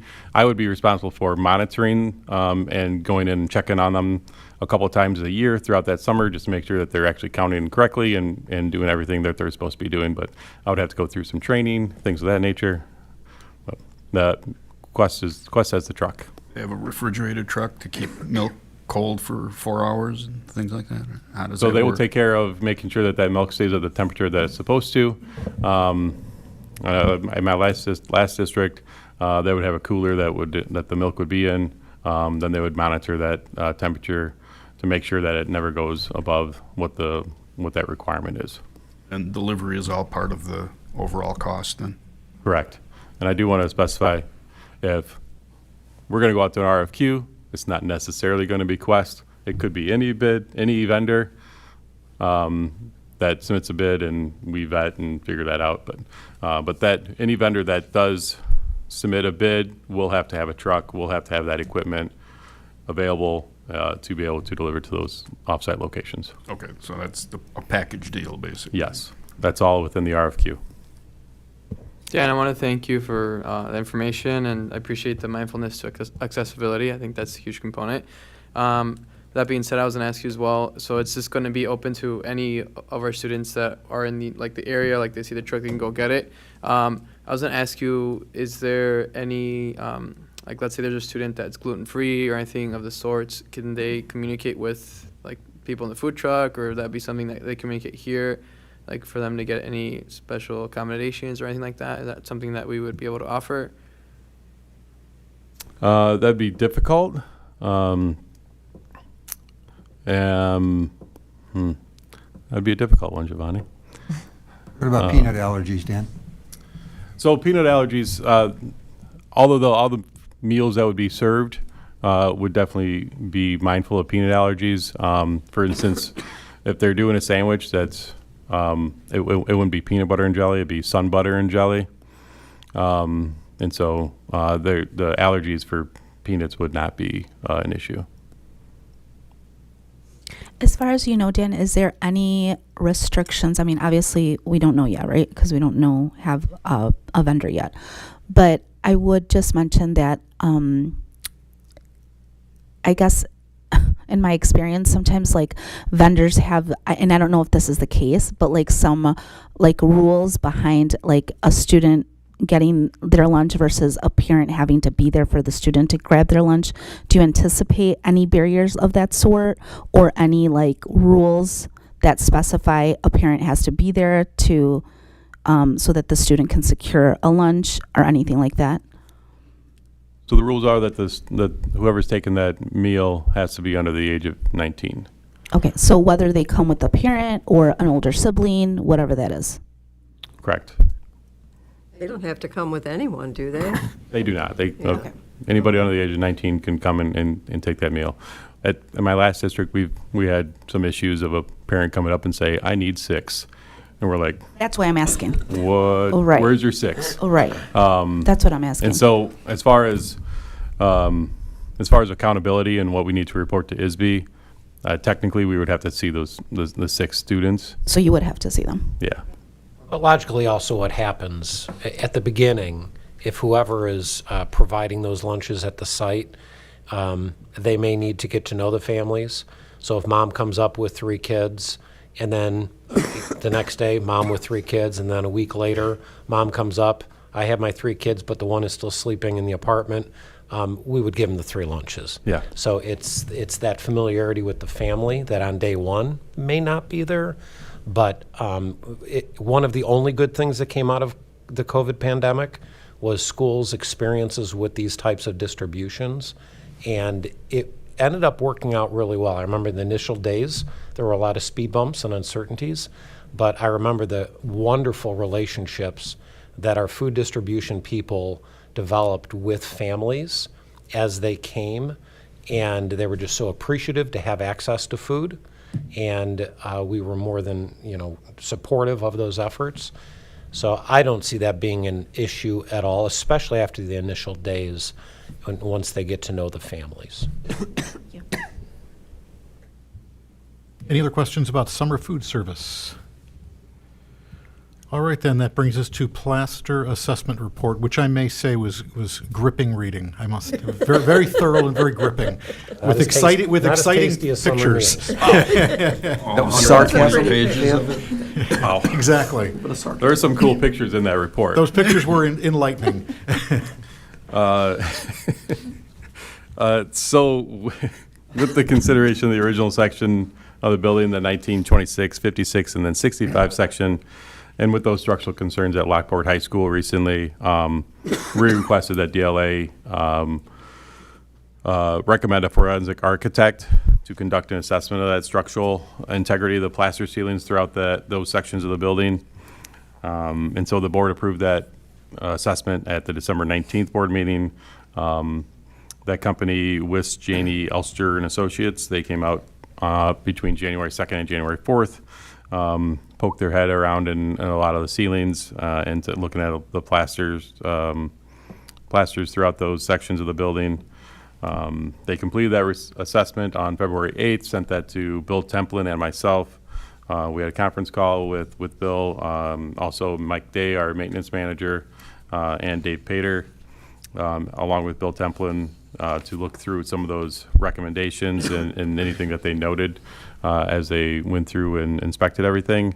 So overall, no major concerns that needed to be addressed immediately right off the bat. They did have a few high priority recommendations. They noted some water leakage in some spots. It looked like it was seeping through some of the masonry, that we just might need to do some tuck pointing, or we're investigating those issues. The ductwork that was installed, it was the 1965 section, but it was installed in that 2016, 2017 with the science area. The ductwork was not installed very well, and they just need to be fastened up a little tighter and make sure that they're anchored much better. And then there's 2 large beams installed on either side of room 1522 and 1527, which is the manufacturing lab, and the preschool classroom. And so it was kind of funny because Bill Templin was like, I'm not sure why those beams are there. But when they were installed, they seemed to smash the plaster a little bit. But again, nothing to be overly concerned with. Our staff is already going through and working through some of the recommendations and seeing the things that they can take care of. We'll be working with Bill Templin on a plan to make sure that ductwork is all anchored as properly. Maybe investigating a little bit more on those 2 large beams in the plaster and fixing the plaster, make sure that that's all safe. But again, if anything large would come up that we would need to go out to bid for, or would be a larger project, we would keep the board apprised of any of those issues. Is the kiddie pool above the ceiling gone? Not yet. That was an interesting touch. You did look at some of the pictures. Yes, Yeah. and that was a very interesting comment on that. Well, what's going to happen if there's actual leakage and it starts getting heavy? That's not going to go well.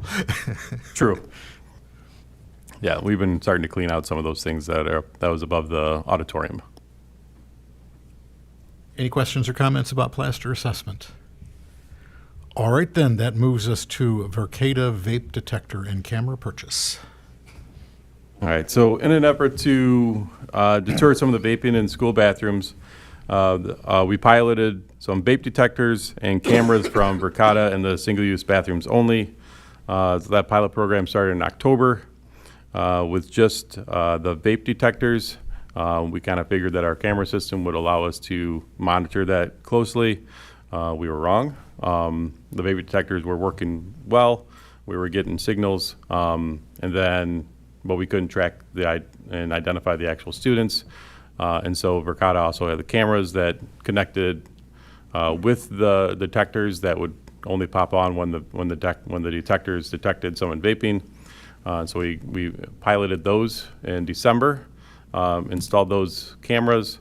Our dean's office was able to really track that down and track the individual. Leaving the bathroom, the camera would pop on. They would know exactly who that person would be. And so they were recommending that we move forward with keeping the cameras and the vape detectors in those single-use bathrooms. And so an estimate was requested from Verkada for the current detectors and cameras at the school. Verkada does not sell their products directly, as such they outsource to vendors that sell the detectors, cameras, and appropriate licenses. We did request multiple quotes. The estimate from Tailored Security, that's for $14,040, is attached to the agenda, but I've also recently received a lower quote. And so I do have a quote from 22 vets in the amount of $12,283 for the same items, license, and I'm expecting another quote before the March 19th board meeting. So whenever I get the lowest quote, I'll ask the board to approve whatever the lowest quote is that I get. Cameras are located outside the washrooms, correct? Yes. Thank you. Yes. Absolutely. Want to put that on record. Please. Any questions or comments about the vape detection? I wasn't able to get your email, but the license, does that include maintenance for the 3 years? I imagine these things are hard to keep working if, they're constantly exposed to vape and things like that. They do not include maintenance. We would have to, if there was any maintenance to have on those, then we would have to take care of that. And by maintenance, I think, to your point, there might be some cleaning that would need to be involved, similar to smoke detector, things of that nature. And are those hardwired or are they battery operated? That's a great question, Attila. I think they're hardwired. I'm almost certain they're hardwired. I'm almost certain they're hardwired. Because I know Jacob was installing them, so.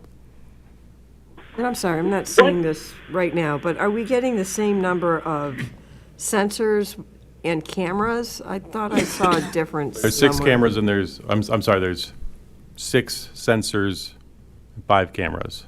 Why are we not getting 6 cameras? So there's 3 areas that we have the single-use bathrooms, and so we currently have 3 cameras set up to monitor those 3 areas, and then we have a couple of cameras as we left over, and so as we figure out how those are going to be used and the spaces that we're going to use them in, we wanted to have a couple extra in case we decide that that as students move out, they determine that, we can't vape in the bathrooms, let's vape someplace else, maybe in a stairwell, that we could put in a vape detector in a stairwell with a camera there as well. Thanks. What is the consequence for a student who is caught vaping or smoking. I'm assuming this will address the issue of smoking in bathrooms along with just vaping. But what happens if they're caught doing it? Are they sent to the dean's office? If they keep doing it, are they suspended? I mean, what exactly do we do when someone's caught smoking? Yeah, it's a great question, Mr. Amos. To show you how quickly the times have changed, I cannot remember a student being caught with an actual cigarette in any memory of mine at all at this point. It depends on the student, it depends on which consequence it is for them, but we do try to progress through detention, through or an in-school service before we would go to any exclusionary discipline. It would take multiple infractions before a student would be suspended out of school for vaping a tobacco product. It always has to go back to your scope of conduct. That's part of board policy and your student handbook. So if there's 4 students in a... So, I just recently heard that in one of the single-use bathrooms there was... Somebody had been in there smoking and heard that a nurse was very upset about it. So I'm just curious what is done, and from the hearsay that I got, it was they asked either a dean or a security person, and they said there are no consequences. So I'm kind of wondering, if there's no consequences, why would we spend $15,000 on cameras that give the potential for lawsuits for invasion of privacy, putting a camera in the bathroom? Well, real quick, that really concerns me. the camera's outside the bathroom.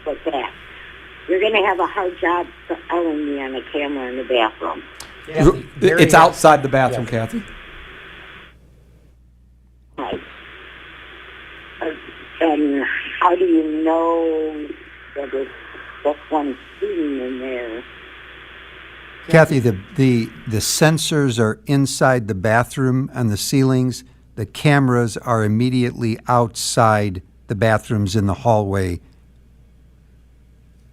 So there's no violation of privacy. It would just catch the student as they were leaving, so you'd know who was just in there. If you have more than one student in a bathroom and one of them is vaping and somebody else is coming out, how do you know who's vaping and who's not? That's why we do the single-use bathrooms. Single-use bathroom. It's not the So we're not going to do this in the multi-use bathrooms where there's more.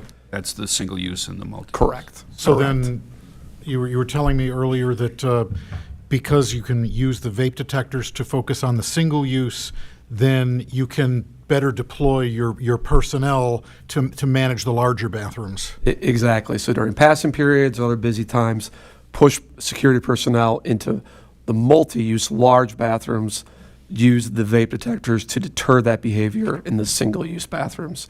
And then Kathy, actually, the conversation you alluded to, I think came to me shortly after it came to you.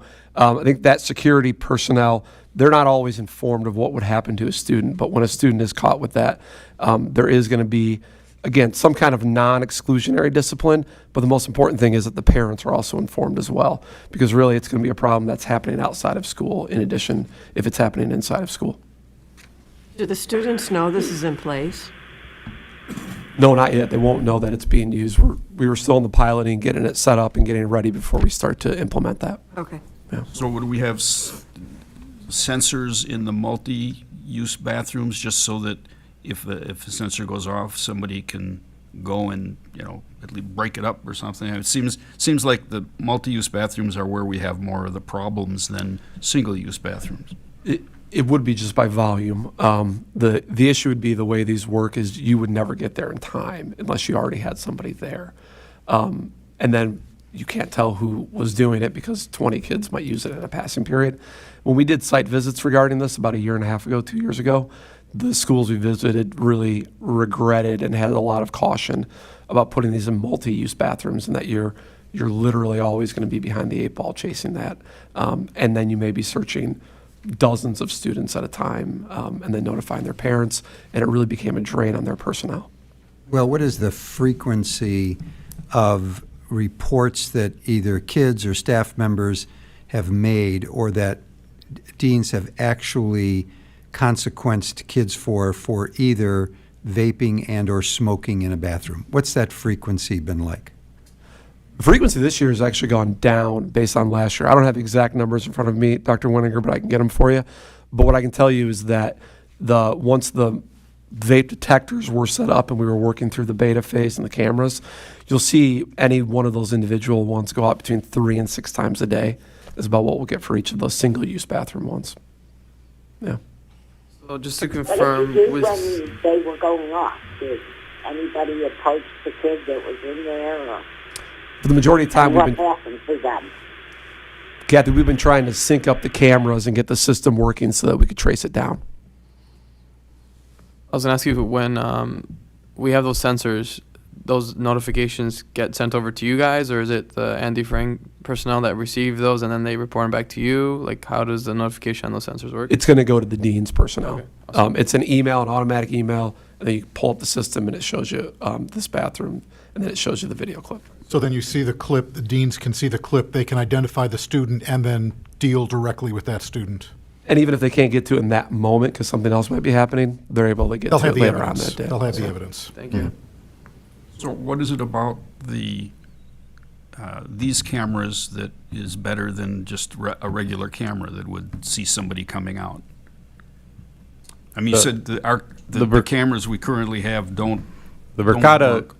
it's more of the software system. The Verkada cameras sync up with that system, and so it was more of a connection between that software with the sensors and those cameras. Where our cameras were on a different system, it was difficult to trace through the exact time that happened. But with the Verkada system, it's much more connected. So basically you get your alert and you can see the camera footage that goes with it, as opposed to getting your alert, then I need to go find that part of the regular Correct. footage. It saves times for the dean. That's exactly right. Right. Mr. So Brown. they're gated, basically. Yeah. Mm-hmm. What kind of personnel hours are going to be used to, so this goes to the dean's office and then somebody figures out who the kid is and then pulls the kid out and calls the parents and does whatever gets done. How much time is going to be used tracing after individual students rather than just sending people into the bigger bathrooms more frequently and catching more kids where you hands-on see them doing it? So I think this is going to let us do. It seems like this is very labor-intensive for individual kids, and I don't know, and I'm not getting how effective it is. Well, there's a couple of issues that I think are really important to point out here, Kathy. We feel strongly that it's important for kids to have access to the individual use washrooms for privacy purposes. Some students are not comfortable going into the large mass use washrooms. So the monitoring for vaping in the single-use washrooms with this system is extremely efficient. So if anything, we're saving time. We're saving man hours. And the question that was asked about the court, I think Rich had asked about why not just use our regular camera system. This Verkada system actually saves us time because we don't have to go hunting down the exact time on our other video system. It gives you the video instantaneously. As far as the staffing part of it, we don't have, and I don't think we could have, enough personnel to have them stationed in every multi-use washroom continuously throughout the day. That's insurmountable. So I think the effort that was described earlier by having this system to help us efficiently monitor the single-use washrooms, to free up the other personnel to more frequently go to the multi-use washrooms is helpful. So if anything, we're better utilizing our human resources than we would if we didn't have this system. I'm kind of likening it to a red light camera. Does that seem appropriate, or is that kind of one way to look at it? That you don't have somebody sitting, you don't have a police car sitting at the light all day long, but you have this security camera in place. Agreed. I don't think it will take long for students to realize, oh, you get caught there. Yeah. So to stop the behavior in those areas, and then again, pushing our personnel into other areas where a vape detector wouldn't be efficient, and then use people that way. The student would assume the single-use bathrooms are the safest place to do it because there's nobody witnessing it. Right. So that would be In the the past. likely place Kids to are go. not dumb. They'll figure it out quickly. Don't do that in there. So Thank you. it's a massive problem, guys. It's a massive problem at every high school, and we're gonna, be thoughtful. And that's why we've been really thinking about and working through this for over a year now. I very much appreciate your efforts to try to combat this vaping issue. When my two youngest were attending here, I would get reports on a daily basis of the level of the situation, so I appreciate your efforts. Any other questions about the vape detecting? So the ones we have that we're piloting, basically we got from Verkada, and now we're just gonna buy those through one of their distributors or whatever. Correct. So we already have the sensors and cameras in the building, and so now we're just buying those plus the license. All right then, that brings us to annual Chromebook purchase. So each year that we purchase Chromebooks for incoming freshmen. Technology is exempt from the bidding process, but we do investigate every year of multiple purchasing options, such as direct with Dell or through other purchasing cooperatives. And we also have 2 other quotes that we received from vendors this year. CDWG continues to provide that best pricing. The IT department is recommending the same model Chromebook as we did last year, but increasing that memory from 4 gigs to 8 gigs. So they are recommending 541 Chromebooks for the incoming freshmen, but that also provides a little bit of extra for backstock. For comparison, we purchased 574 Chromebooks last year at a cost of $204,700. This year, that cost is $216,941. So we'll bring that recommendation to the board for approval at the March board meeting. Any questions or comments about the Chromebook purchase? Can I jump back to Verkada for a minute? Sure. I understand that our license allows them to store 30 days worth of video. Is there a 15-day license, a 10-day license? We don't really need 30 days because we're responding within a day or so. So, I mean, we're using up memory. Is there a reason why we need a 30-day license, and is there a lower cost to something that we wouldn't have to use as much of their storage?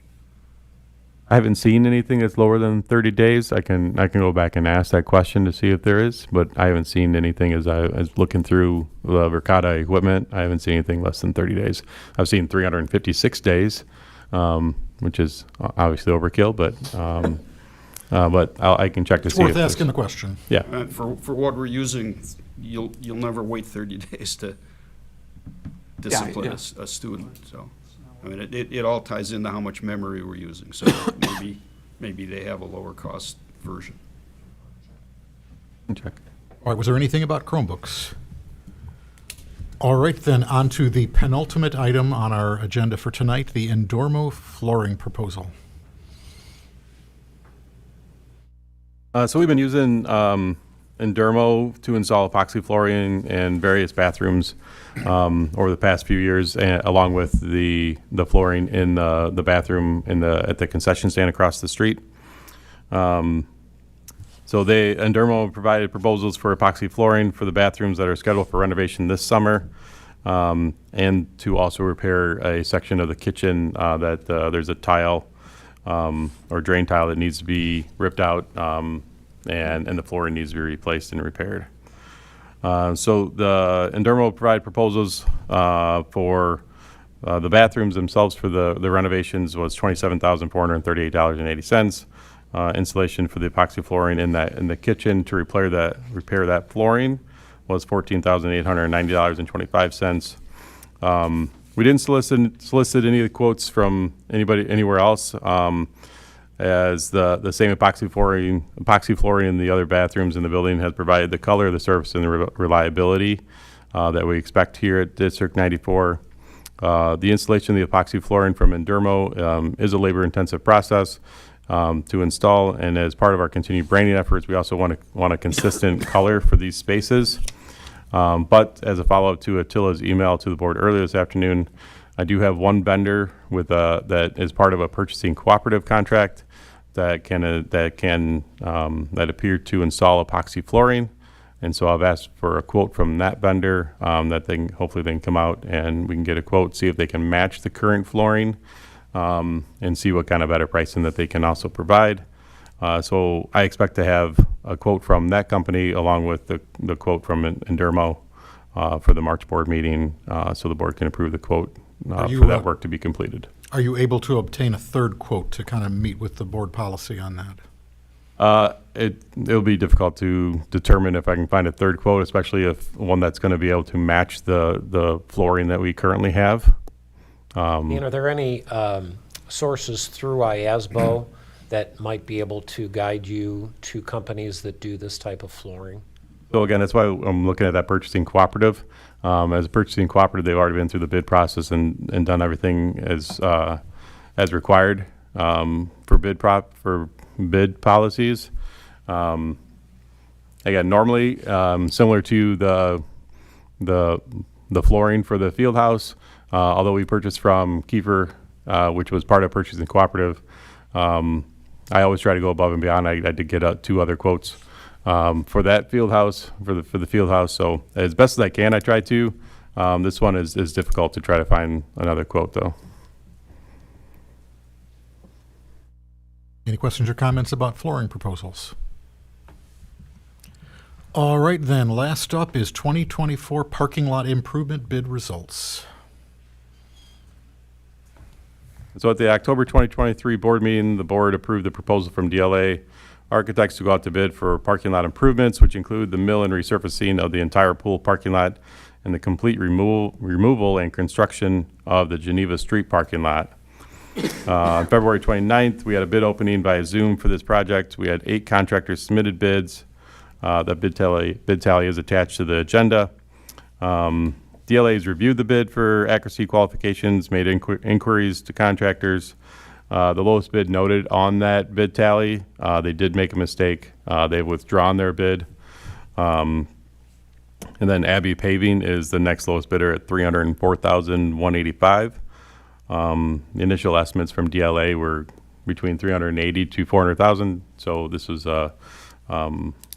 are well below that estimate, and so we would be bringing that recommendation to the board at the March 19th board meeting. Any questions or comments about the parking lot improvements? All right, then, that brings us to the end of our business for this evening. Is there a motion to adjourn? So moved. Okay. All those in favor? Aye. Any opposed? All right, we are done. Good discussion tonight. Good questions. You look good in that. I'm tired. Oh, thank you. Only 10 items. It was not what I expected. I did read it. Yeah, it was what I expected, but I think I